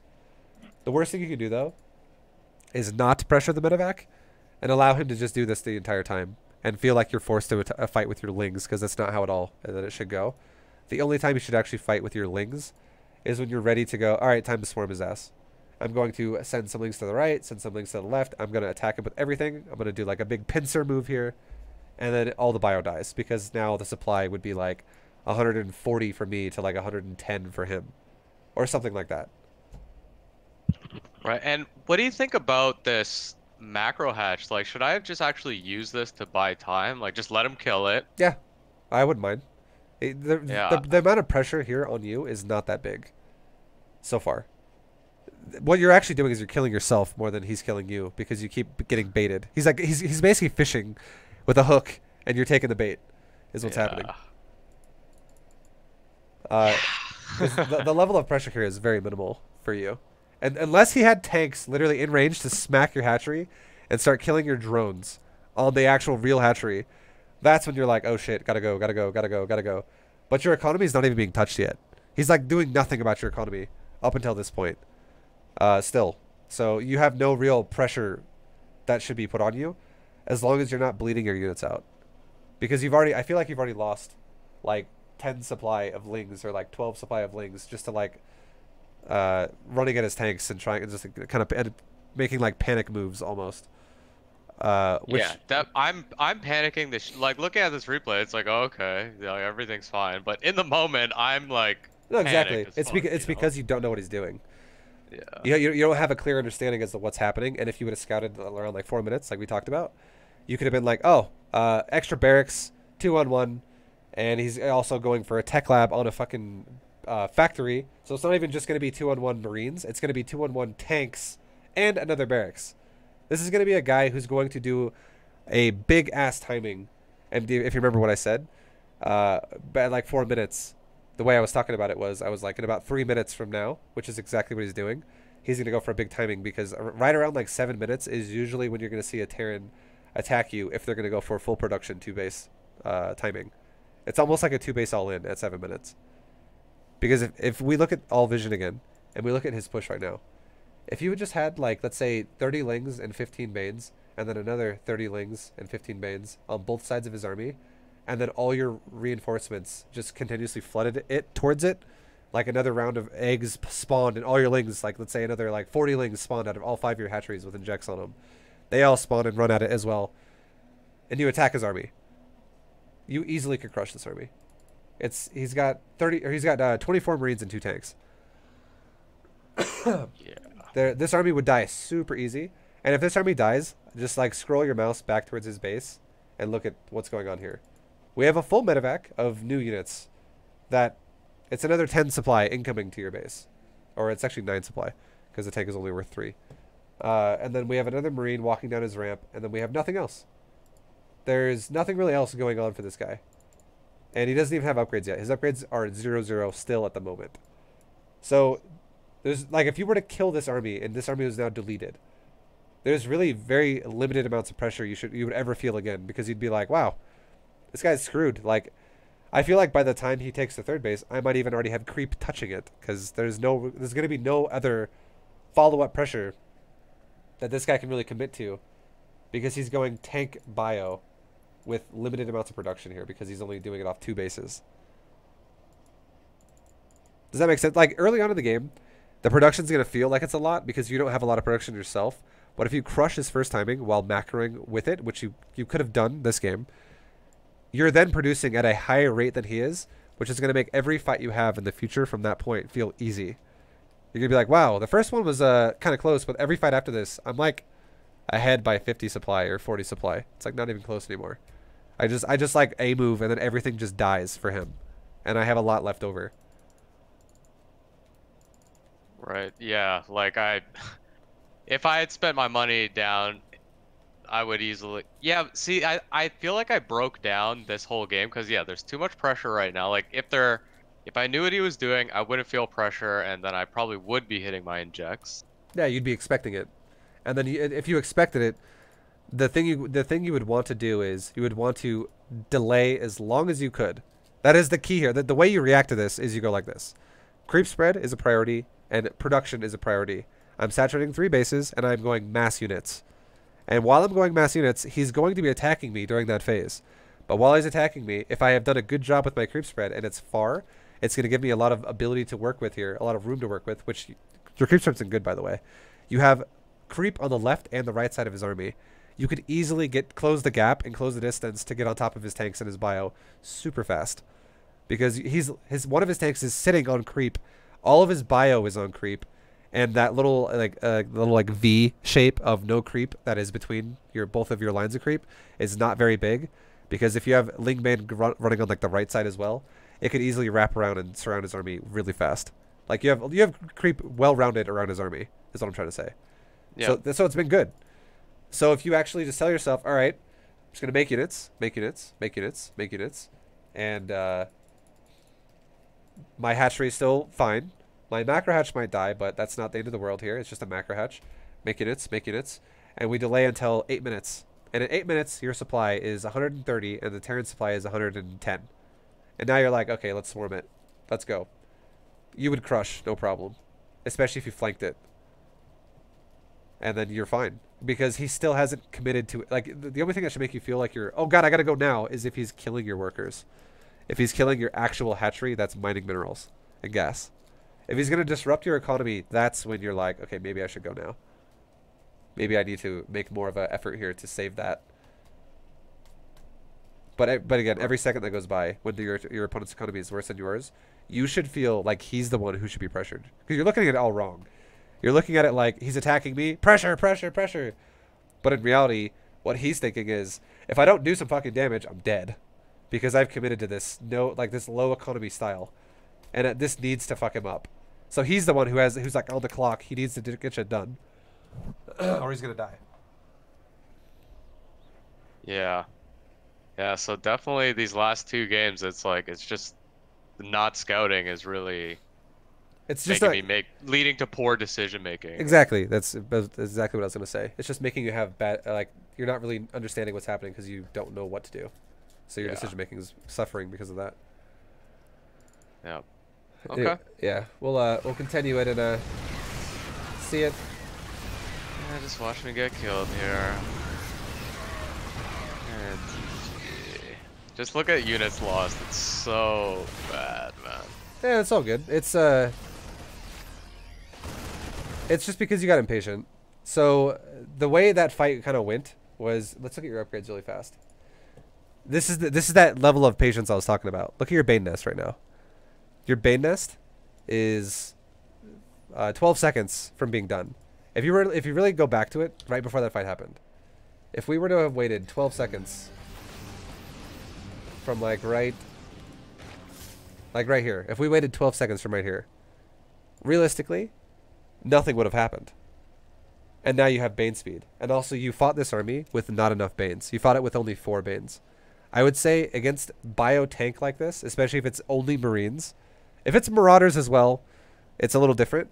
But if it's only Marines and tanks, I would say you want to have about 1/3 of your army is Banelings. Instead of like 1/8 of it. Or 1/10 of it. It actually is 1/10 of your army right now is Banes. So like you would actually so easily afford it too. Yeah, you would want to have like an extra like 13 Banes in your army or something like that. Which is because the Banes are gonna die, especially if you like most Terrans aren't gonna focus fire tanks.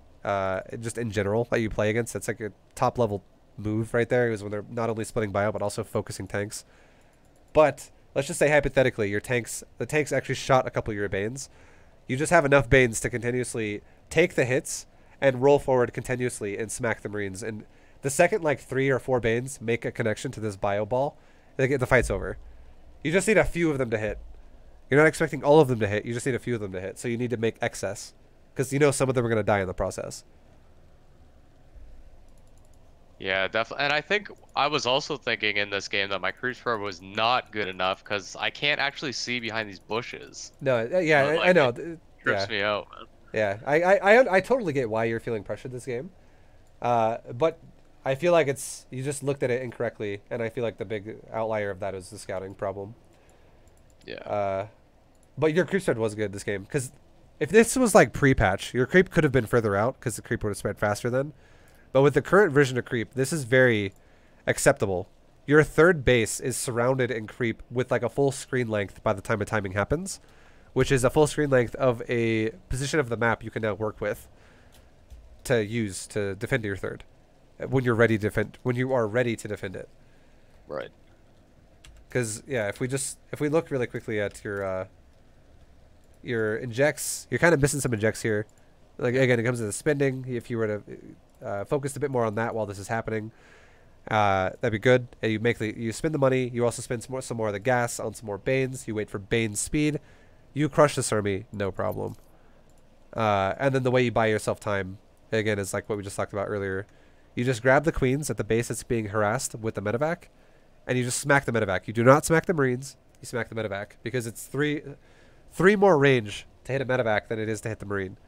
So the queen can hit the medevac from, like, if you look at the medevac right now, and you look at your hatchery, your queen could actually shoot that medevac from the middle of the hatchery that's being attacked right now. And if your queen was standing right there, you are not in range to get hit by a tank because his tanks can't even hit your hatchery. So there's like your queens are going to take very little damage. And if then the bio goes, oh shit, let's stim forward and walk even further forward, which is 3 range, because if he's hitting the hatchery and you're hitting the medevac, that's 3 extra range you have on him, away from where your queen is, like further away. He'd have to then run closer to your queen to attack your queen, and that's when you could be like, I'm going to grab some of my army and run at the bio. And if he doesn't run away, I'll blow the bio up. If he does run away, I'll just back my Banes up. And you don't have to grab your whole Bane army and your whole League army. You don't have to be like, F2 A move, or my whole control group A move. Just green box a little bit of it, move forward, and then if he backs up, you back up, and then you just go back to what you were doing before. Macro, macro, macro. He does it again. You'd repeat that same process. Grab your queens. Queens could be on like group 2 at whatever base you're dealing with. Your third base, just grab both your queens, make them group 2. Group 2, attack medevac. Green box some of my lings. Attack the bio. He backs up bio. Back up my lings. Group 2, back up. Go back to injecting, injecting, injecting, injecting. Let's say he rotates over to your main base. Oh, yeah, I got 2 queens in your main.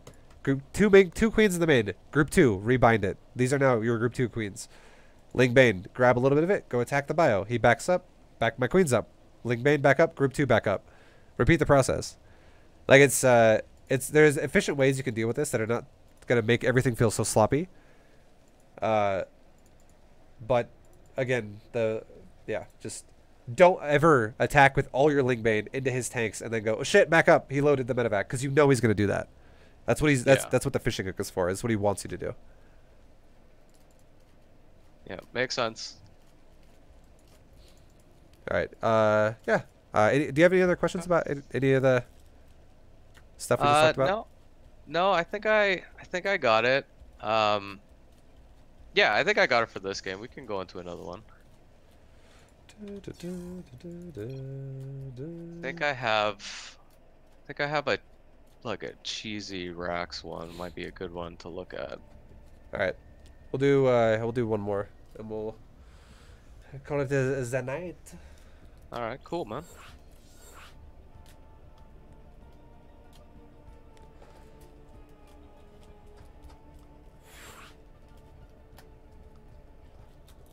All right, and then if this is like a proxy Rax, this kind of comes down to like micro. It's we'll explain and talk about it, but this is a very micro based situation, and it's kind of silly how it goes sometimes. You can die so easily, so fast, with the smallest mistake.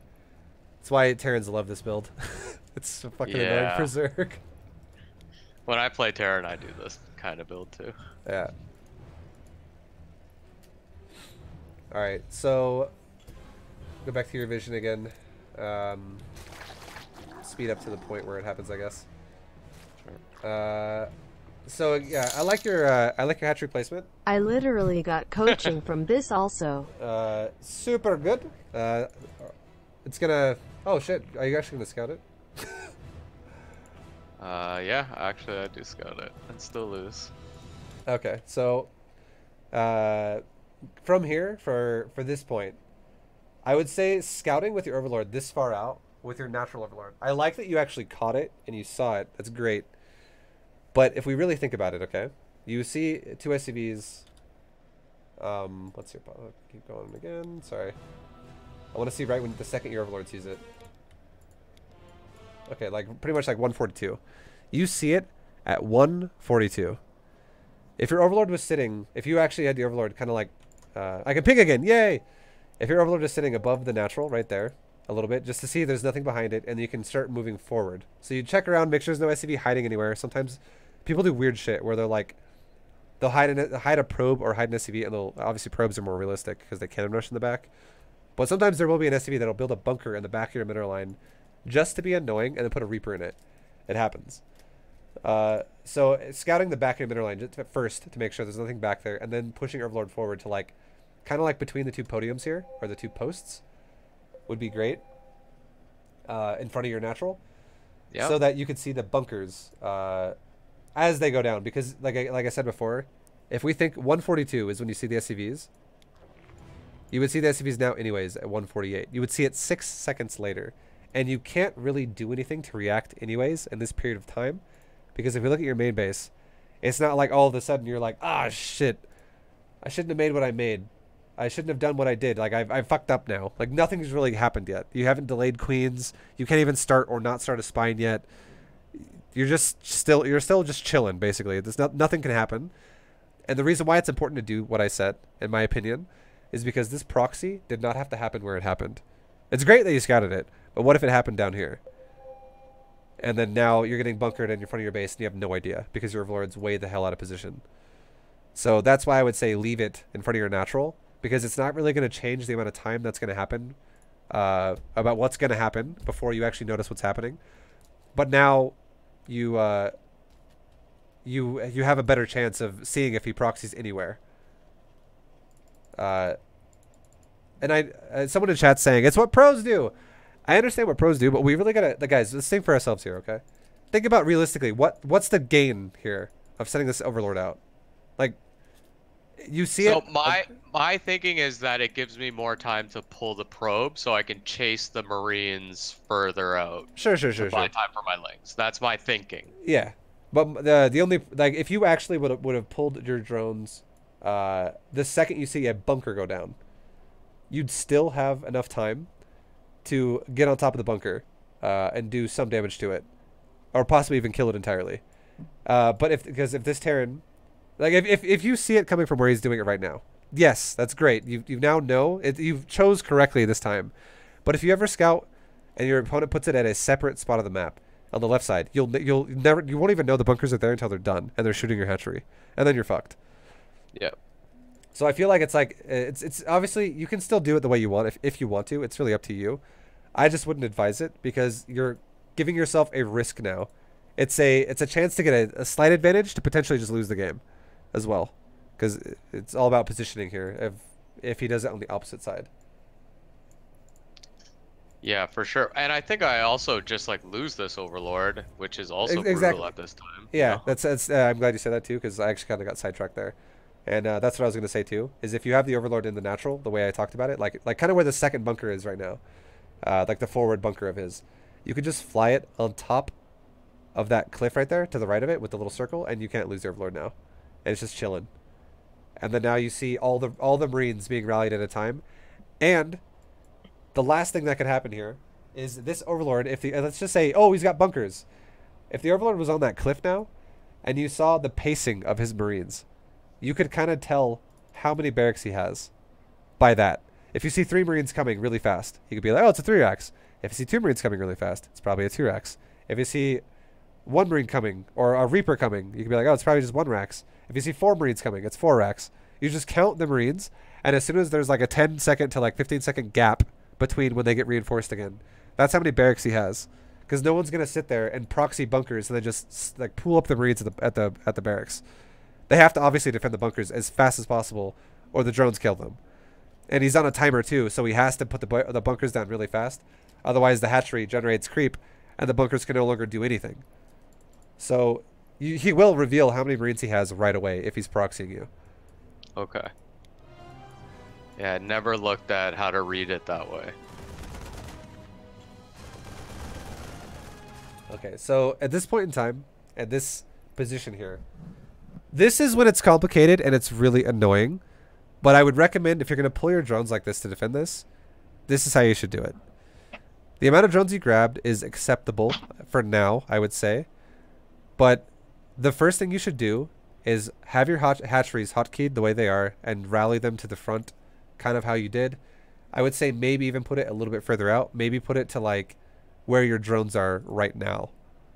And the reason why you should do this is because you don't want your drones to be in a situation where they're fighting like Marines by themselves and your lings get caught up in the back.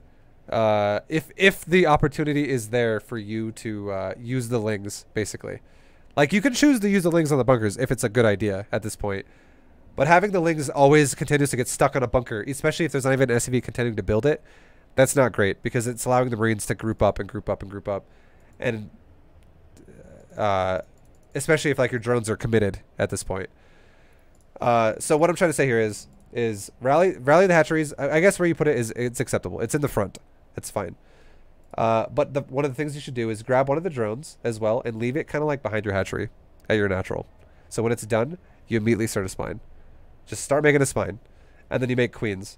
and you just continue to try your best to make drones and queen, or to make lings from this point on, and your periodic queen occasionally. You know, the drones, while you've set all that up, you're periodically being like, make a ling, make a ling, make a ling, make a ling, while you're microing your drones. What the drones do is initially, I love that you left like 2 drones on the bunker building SCVs in the front of your base. That's fucking perfect. 2 drones is perfect to do that, because you'll actually kill a SCV relatively fast. Now, what you want to do with the rest of your drones is you want to shove forward like you did, and you want to get on top of Marines, especially if it's only like a 2 racks, because you can see, okay, there's not like 6 Marines here or 5 Marines here really fast, because he's gone for multiple, like a lot of racks. There's only 2 currently, and it's about to turn into 3, and eventually in like the next 7 seconds, it'll be like 4 Marines. But 7 seconds is a lot of time for you to work with right now, which means that if this Terran fucks this up at all, you might actually kill the first or the second Marine. Because if you look at the move speed of a drone, it's 3.94. Look at the move speed of a Marine. It's 3.15. A drone actually moves faster than a Marine, so you can run them. You can realistically run them down and kill them. So the best way to micro this is to aim, if there's not a bunch of SCVs here, is you can 100% A-move the Marines, and then you just grab your drones that are like pumpkin drones, they're like yellow or orange, and you just select them and you send them back. Just tell them to go backwards. Go back, go back, go back. And then you just try your best to do it with all your drones until the point where you have like only 4 drones left. And at the point where you only have like 4 drones left, don't even bother trying to kill any Marines anymore, even if it's only like 1 or 2 Marines. Just fucking leave. Tell all the drones you have at that point to go all of them, go back. Because now at this point, you'll have like 6 lings and your natural, or maybe 8 lings. Your queen will almost be done, and your spine will almost be done. So now all your drones, as long as there's no SCV on the bunker that's like still building, all these drones can now go back to your mineral line and mine minerals, and now your lings can finish off the rest, and it will give you position to now shove your spine forward, and you can grab your queens and push them forward as well. That's ideally how it should go. It's very micro intensive, but that's ideally how it should go if you actually pull your drones like that. Okay. I hope I followed. It was a lot to follow, but maybe we can just go through and see. But like, you think so far I've done it, I'm doing it correctly? Yeah, so far up to this point. Well, I'll pace it because I know it is a lot, but I just wanted to give you a general overview there. But so far, the only thing you've messed up on is you haven't started a spine. Okay. And one thing I didn't touch on that I really like that you did as well is you ripped 2 drones off gas. When you're kind of high on the gas, you're almost at speed, which is great. Because the reason why I think this is great as well for someone who is not a top tier pro is because this game is a very intense position to be in at this point, and it's very realistic that you can forget this drone now for a little while, and you might at some point realize when you have 150 gas, oh shit, I'm still mining gas. But if it's only 1 drone, it's not as impactful, but you still want speed. So like it's not as big of a hiccup in your economy is what I'm trying to say if you mine after 100. But to play it perfectly would be to mine up to 100 gas and stop entirely. That's perfect. Okay. You want to get speed, but you want to stop entirely after that. You do not want gas anymore. You want to just chill the fuck out on the gas. Because what you need to do now, if the bunker pressure continues and you haven't fully shoved it away yet, is you want to get speedlings. Speedlings will help a shitload at dealing with this properly. But up to this point, everything you've done is good, except you missed the spine. Spine should be started right there, behind your natural, like right around where the gas is or where the mineral patch is, at the back of your hatchery. You don't want it in the forward position because it'll die easily to Marines if he pushes you backwards. But if it's back there, your queens can cover it by the time they spawn, and your lings can help cover it too because he has to commit way deep on the creep to kill it. Okay, cool. Yeah, I definitely see that the spine is late. I think I make one, but it's definitely late. Alright. There's a mistake right there too. So right here. Actually, right there even too, a little bit. Well, I want you to watch the drone pathing, okay? I will go slower mode here when it happens. So right now, you could totally pull off, like, I would say like 8 drones. It would be fine. And what these drones could do is if there's a Marine, you could go attack that Marine. And if there is a bunker going down, you could also leave some drones to kill the SCV on the bunker first. It's actually not a great idea to If you can try to fully surround the bunker and kill it, if you know there's no Marines there, but if there is a Marine there, you do not want to actually be attacking the bunker. It's actually a mistake. Because what that does for Terran is it allows the Terran to build up Marines and weaken your drones at the same time. So we're going to watch your drone pathing here. See how like you have a drone there at your natural? That should be making a spine right now. Yep. But now these drones are pulling off. You pulled off 10 drones. The 10 drones is acceptable. That's fine. There's actually 11 now because that drone at the natural. But watch the drone pathing. The 2 drones that are way in the back, those drones could attack the SCV, and that'd be totally fine. Now, the other drones in the front, the rest of them, should actually be attacking this Marine. And watch what happens to your drones in just a second here. Let me go slower speed. See how they turn around? That's a mistake. Yeah. Yep. Mobility, or like the distance here, is something you can cover faster than a Marine can, but every second that counts really hard here. as soon as he commits to the bunkers, every second counts. Because you're never going to scout. This is, again, why I was talking about the Overlord as well earlier. I'll touch on it one more time really fast, and we'll move on. If you scout the barracks themselves, you're never going to pull your drones and go attack the barracks. Because they're already going to be done by the time your Overlord sees it. So that's not really going to be a thing you're going to do. Because, yeah, it's just like by the time your drones get to his barracks, they're going to be done already. When they're this far away. And he's going to already be producing Marines, and he's going to kill your shit. It's going to be so bad for you, because you'll have no money then, because you'll have pulled them so early. So that's not ever going to happen. What you're going to really do is you're going to pull your drones when he commits to bunkers. So your drones being pulled now, what they're going to do is again, you're going to have a couple of drones, kill the SCVs in the bunkers, but the rest of your drones are going to run the Marines down. And right now what you should be doing with the rest of the drones in the front is like attack moving that Marine in the front right now. And every time this Marine shoots, or the 2 Marines shoot a drone, that drone should then... You should grab it. See how there's one drone at 17 hit points now? The perfect way to micro it would be if you had all your drones attacking this Marine. He can't just stand there because he's going to be getting poked by drones the whole time. And it only takes 9 hits from your drones to kill a Marine. And if you have like 8 drones that chasing a Marine, that can happen really fast. So you have one drone that's weak though. This drone that's weak, if you tell it to either mine a mineral patch back behind your mineral line, or you just literally right-click backwards towards your hatchery with that drone. Both work, because if that drone no longer is on A move and the Terran is stutter stepping on A moving on the ground over and over, that drone will not get shot anymore. So the drone will not die. And if that drone does not die, you can send it back, and you can start now having that drone help kill the bunker and SCV bunker builders with the other drones that are still back here. And then you can do it again with another drone, and another drone, and another drone. And you can keep doing this until, like I said before, until you run out of drones, basically. Until you get down to like 4 drones. Then you got to stop entirely because you don't have enough drones anymore to continue this process. Your drones will start just dying before they really do anything at that point. And then also at that point, when you're down to like, let's say your last 4 drones, that should be around the time when your lings are spawning. And they're gonna now your lings can really help kill the bunkers faster. Because if we look at your ling eggs really fast, those things have 10 seconds left on the build time. Like they're going to be out really soon. 10 seconds is realistic at the amount of time your drones will be chasing the Marines away. And you might even, if you micro it well, lose 0 drones and kill 1 or 2 Marines. Which would be great. Because you weaken the pressure of the build now, if you do that. So your drone's kind of like running around a little bit. Not great. Like right there, you should be pressuring the Marines more. I know that this bunker's almost done. But you probably could have killed 1 of the Marines there if you would have done that. And now, I feel like your drones got kind of fixated on the bunker there as well, a little bit, and now they kind of grouped up.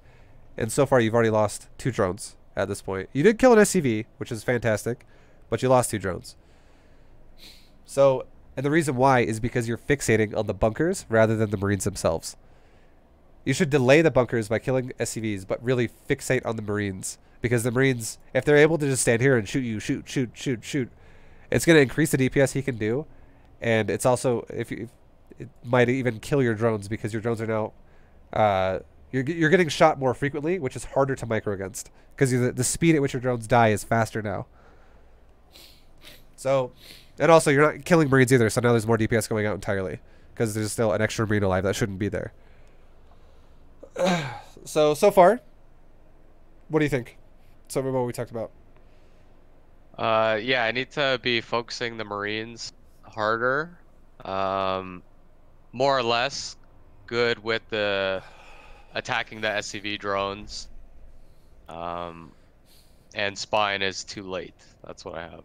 Yeah, okay. And then I also I like that you've also started more of your lings. Like that's also something you should be doing while you're chasing his marines down.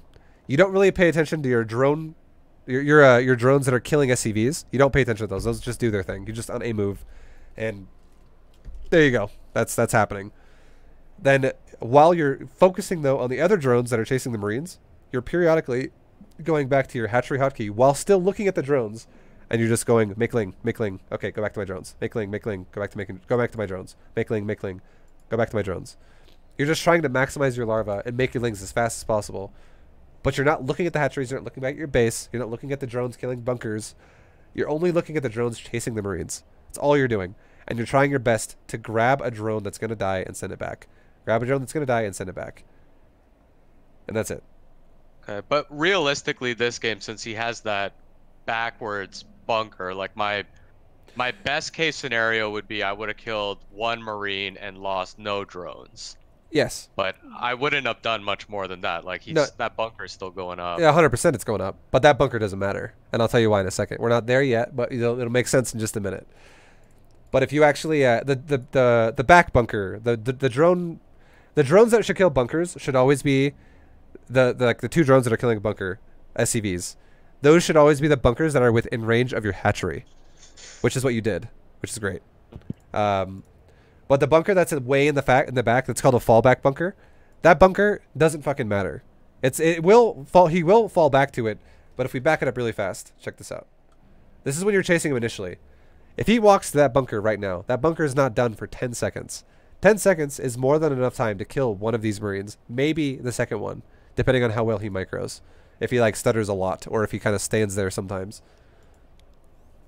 And also, look at where his first positioning was. Did you see that? Up until you turned around, did you see where his positioning was going? He was running back here. He was running up to your third base, which is you're zoning him out entirely from the bunker itself, because what he's trying to do is he's trying to actually run back to the barracks initially, because that's where up until the bunker's done, that's where the safest location goes, is towards his barracks, because that's when more marines are going to help reinforce his army. So you could have stayed on these marines and you totally could have killed probably both these first two marines. And you could have rotated SCVs or your drones back. And now, while this is happening, you're severely delaying his marine pressure on you, which is allowing your lings to then pop out and snipe the shit out of these bunkers in front of your base. Okay?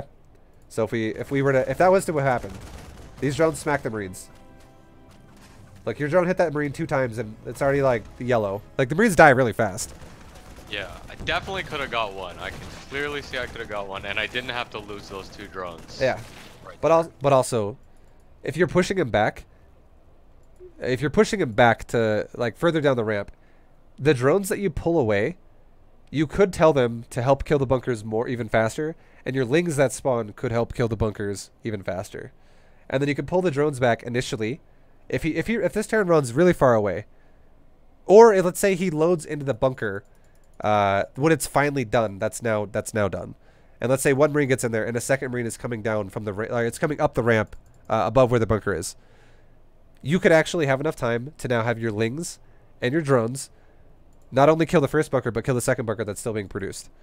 They could then kill it if you actually shove the marines further back to buy your units more time. Because what would happen is, the picture I'm trying to paint for you here is, the marines wouldn't be standing where they are right now. They would be way further back. They would either be dead, and one of them would be for sure dead, and he would be standing at the bunker with maybe a red marine inside of it, or like a yellow marine inside of it, or he would have dead marines that are back towards his barracks. 2 marines would probably be dead if he walked back there, and then your drones would be way the fuck over there where the marine is right now that's walking out of the barracks, and your drones would be the rest of your drones that still are not close enough to dead yet. They would be at that point where you're like, okay, I have about 4 now. Let's just back up. Let's stop attacking his marines. I don't have enough anymore. Let's back up.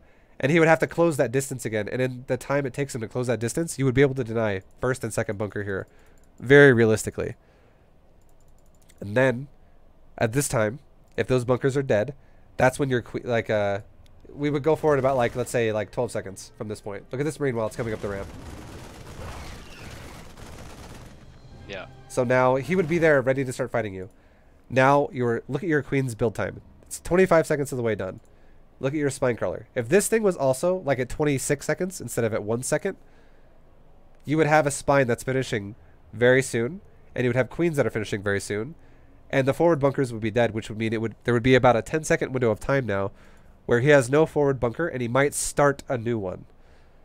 Like where the SCVs are right now, he could start building a new bunker right there, and he might start trying to cover it with Marines again. And maybe the red Marine pops out of the bunker that's already done.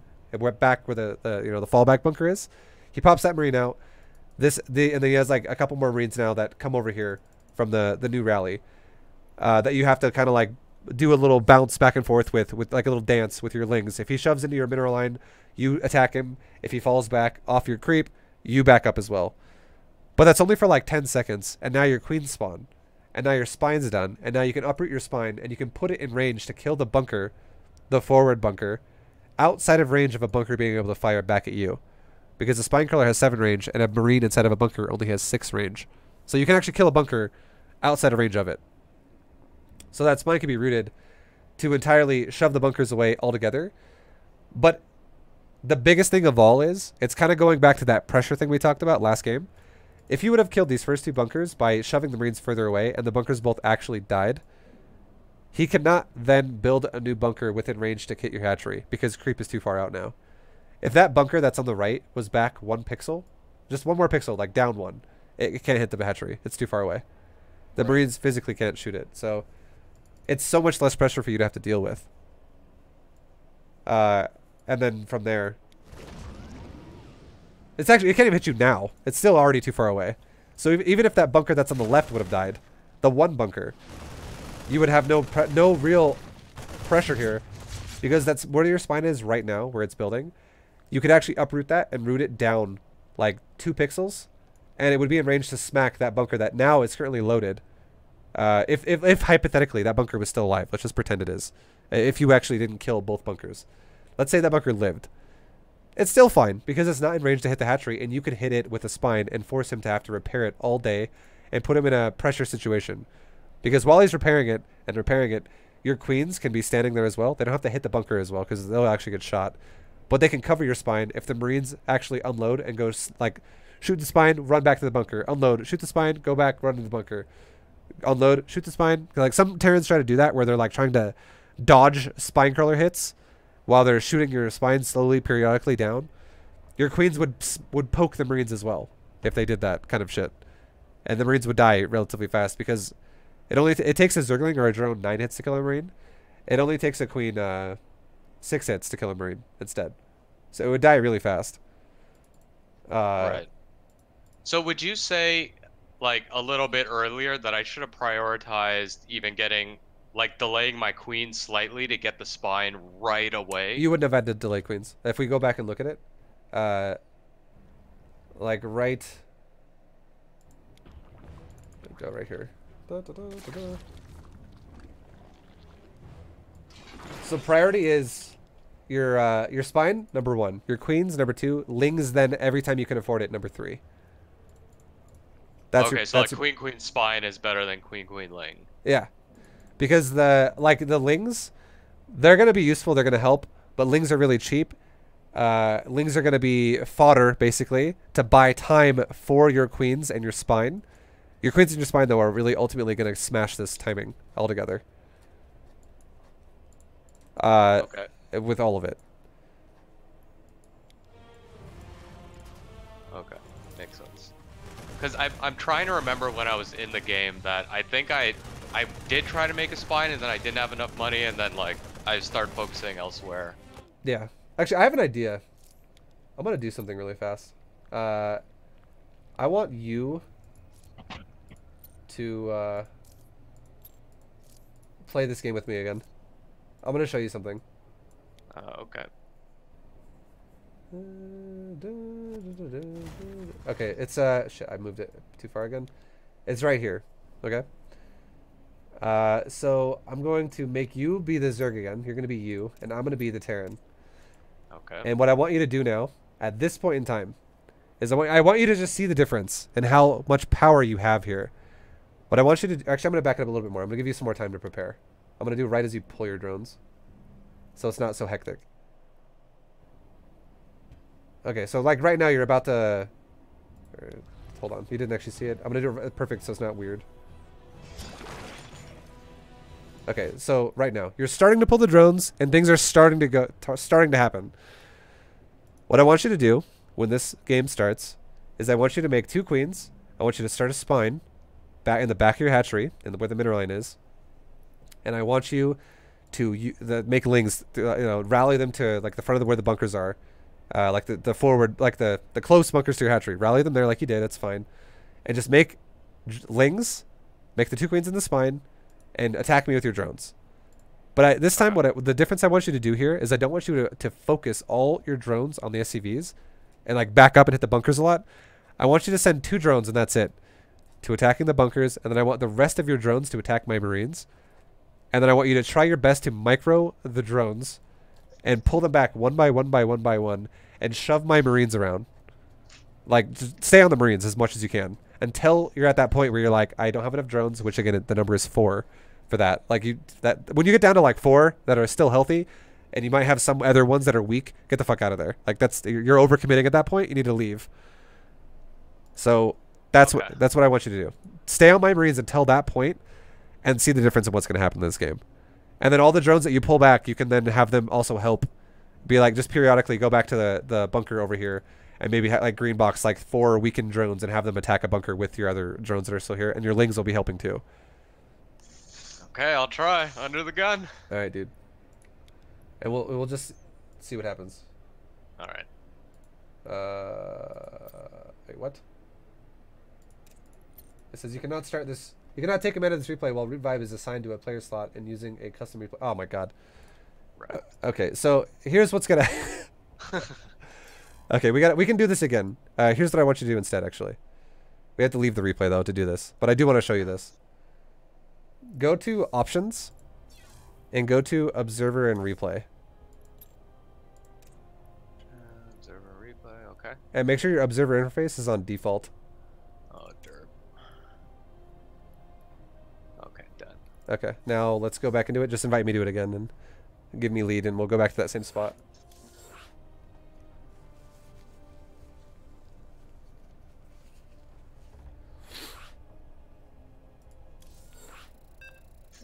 Yeah, it's kind of lame how that works like that. I wish that replay interface wasn't like that. But it's okay. It's only gonna take a few more seconds.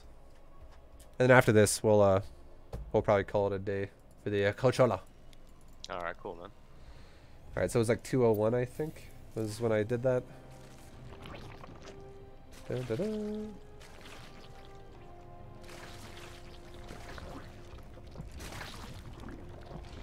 Oh yeah, like we'll do right now. 2 minutes. You're pulling your drones right now. Okay. So now, same thing. Do the same thing. Just focus on the Marines this time, and try your best. And then I'll literally play as hard as I can. I'm not gonna physically focus fire your drones with my Marines, but I will stutter against your drones. Okay. Because this is what I guarantee most turns will do. I probably would fail at it myself if I focus fired your drones too. It's the only turns you really focus fire drones are like turns like Maru or like TY. Like it's like top level shit. It's really hard to do that. Yeah. But because you're like micromanaging everything and you're physically backing up, clicking a drone, backing up, clicking a drone. You're not wasting time. It's really kind of hard for the Terran to do that. But yeah, you get the point. Yeah. All right, dude. Good luck, dude. Just try your best. All right, buddy.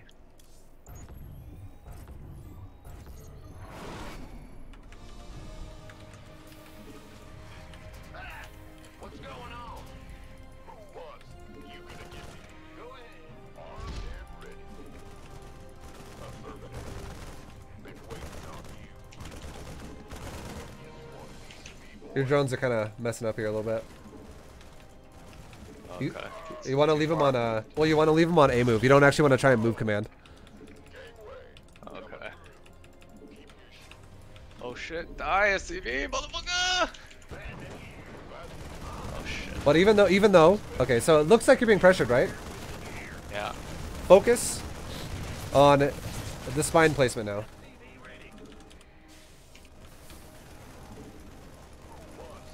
That spine's a little too close. Oh shit. There you go. So I'm going to give you one little tip here. This bunker on the left is not within range to hit your hatchery, but if I rotate over to this one, it is. So the goal here that for you is you want to hit the bunker first always that is within range to hit the hatchery. Okay. Because that's what's actually pressuring you right now. So if I actually lost this bunker on the right, it doesn't change anything. You're still being pressured just as hard. But if I lose the bunker on the left, I can't actually hit anything besides your larva now. So my marines aren't shooting anymore. Other than your eggs, basically. Wait, there you go. I can't actually, yeah, exactly. I can't hit that spine with this bunker now. The only way I can hit it is if I did shit like this. And like, try to load, unload. Some Terrans will do weird shit like that, but... Oh, I forgot to make speed, but... It's okay, but look. I can hold it now. It's because you didn't let your drones die. Like this is a shitload of overwhelming amounts of lings here. There's no fucking way that I'm gonna be able to stop that if you don't lose all your drones. You did even lose some drones, which was not great, but you didn't lose. You actually only committed with like 5 drones that all died. But yeah. Okay. We can. You're still in the replay, right? Or have you left the game? Oh shit, I left the game. Oops. All right, never mind. I don't actually know if you can watch the replay with me like that. Either way, it doesn't matter. The point is the big thing of all is attack move my marines with your drones and just let it be, and then try to periodically rip a drone off of that attack parade, like little line that's attacking, that's getting shot in the front. If that drone gets down to yellow health or orange, you need to pull it back. Do not wait till it's red. Try to pull off when it's like half health, like when it's around 20-ish, because that'll be like between yellow and orange for the color for that. And then that way, if the drone gets shot like one more time as you're pulling it away, it still probably won't die as you're getting like ready to pull it away. Okay. And then if you keep if you can keep the majority of your drones alive, and you just deny the most forward bunker that's actually going to be in range to shoot your hatchery, there's so much less pressure that I can apply to you, and you can make units then at such a scary rate that I can't deal with. With a proxy 2 racks. A proxy 2 racks is not designed to kill you with an all-in. It's only designed to slow you down. A proxy 4 racks is designed to kill you. Right. Yeah, and I didn't know what was coming because I never thought about reading it by just pacing the Marines, which seems obvious, but I never like look out for it. Yeah, well, it's one of those things where if you know, it's easy to understand, but if you don't know, it feels like crazy. It's like, I don't fucking know, dude. These Marines are attacking me. It's panicking. Yeah, I know what you mean. But yeah, just think to yourself, like think in your head, like have like a timer. That's like you look at a Marine and you're like, okay, there's a Marine right there, and then there's another Marine that comes like 2 seconds later, or 3 seconds later, and then think to yourself in your head, kind of try to keep a timer to be like, all right, how much time is going to go by before I see Marine number 3? And if you see Marine number 3 like 2 seconds later after the second Marine, you can be like, okay, third racks. And if you see another Marine like 1 second later or right at the same time with third Marine, and now it's a fourth Marine, you can now be like, okay, those 4 Marines are way too fast altogether. A Marine build time is 17 seconds. And all 4 Marines came out within a matter of about 5 seconds of each other. So it's probably 4 racks right there. And it's the same thing. If it's like Marine number 1, 3 seconds later, Marine number 2, 15 seconds later, Marine number 3. That's probably a 2 racks. Yep. Okay, cool. Cool, yeah, I've definitely always been kind of just, you know, I see a bunker rush coming, just kind of panic. I don't really have a plan on, okay, here are the priorities. Here's what I should be doing. Yeah. And keep in mind too, no matter what kind of a proxy it is, if it's 1, 2, 3, or 4 racks, your drone pull technique here is going to be the same. I guess if it's a 1 racks proxy, he might not build bunkers like that, so it's not going to be the same in that situation because it's going to probably be for Reapers. And he's not going to make 3 fucking bunkers for a Reaper. But if it's a 2 racks or 3 racks or 4 racks, then yes, there's a very high chance he's going to make multiple bunkers. And when you see multiple bunkers with the Overlord and you pull drones like that, always do it the same way. The only thing that changes is the more Marines he has, changes the pace at which you need to pull your drones away from the Marines because they're going to die faster the more Marines he has. So you'll have to be like, oh shit, okay, this time there's like more Marines than normal. It's a 4-rax proxy. I'm actually pulling my drones and sending with the Marines, but like I'm going to lose my drones way faster. So pull my drones like as soon as they start getting shot rather than waiting till they're like yellow, if that makes sense. Because they're going to die really fast. Yeah. Yeah, I was also like spat fingering. Oh my god! Yeah, it just takes practice. All of this stuff just takes practice, but you'll get more and more used to it. But if you do it like that, and the biggest goal here is to make his Marines not able to help the bunker that is close to the hatchery. And if you can shove that bunker away by killing it, and now the creep takes its place, you have no pressure now. You're basically like, oh, okay, well, I'm happy. Now he gets to watch me mine my minerals with basically like a forward scout that looks at my drones mining minerals but can't really do anything about it because I have a spine that'll poke his ass and queens that'll poke him if he tries to harass my drones that are mining the minerals or the hatchery. But he can't sit in the bunker and hit my hatchery anymore, which is when I would feel pressured as Zerg. So he actually has to spend money to repair the exactly bunker. 100%. Yep, that's why you're not only mining more minerals than he is because you're mining off 2 bases now, but you're also forcing him to spend extra money to keep that bunker there. And then you wait. All of a sudden, you have speedlings, and you got like 40 of them, and now you crush. And now you're a 2-base Zerg versus a 1-base Terran. Which is not... That's a great spot to be in a Zerg. Because now you can take a 3rd base or something, and you can deny him for taking a natural for a very long time with those lings. You can scout his base on Overlord and find out what he's going to tech into, and what his transition is going to try to be. And as long as you can figure that out and counter it before it happens, as long as you're preparing for it before it happens, you'll guaranteed have enough money to do that and you'll win. The only way you'll lose the game at that point is if you don't scout anything and you're like, oh shit, 4 banshees are here and I have no way to deal with that. I'm dead. Right.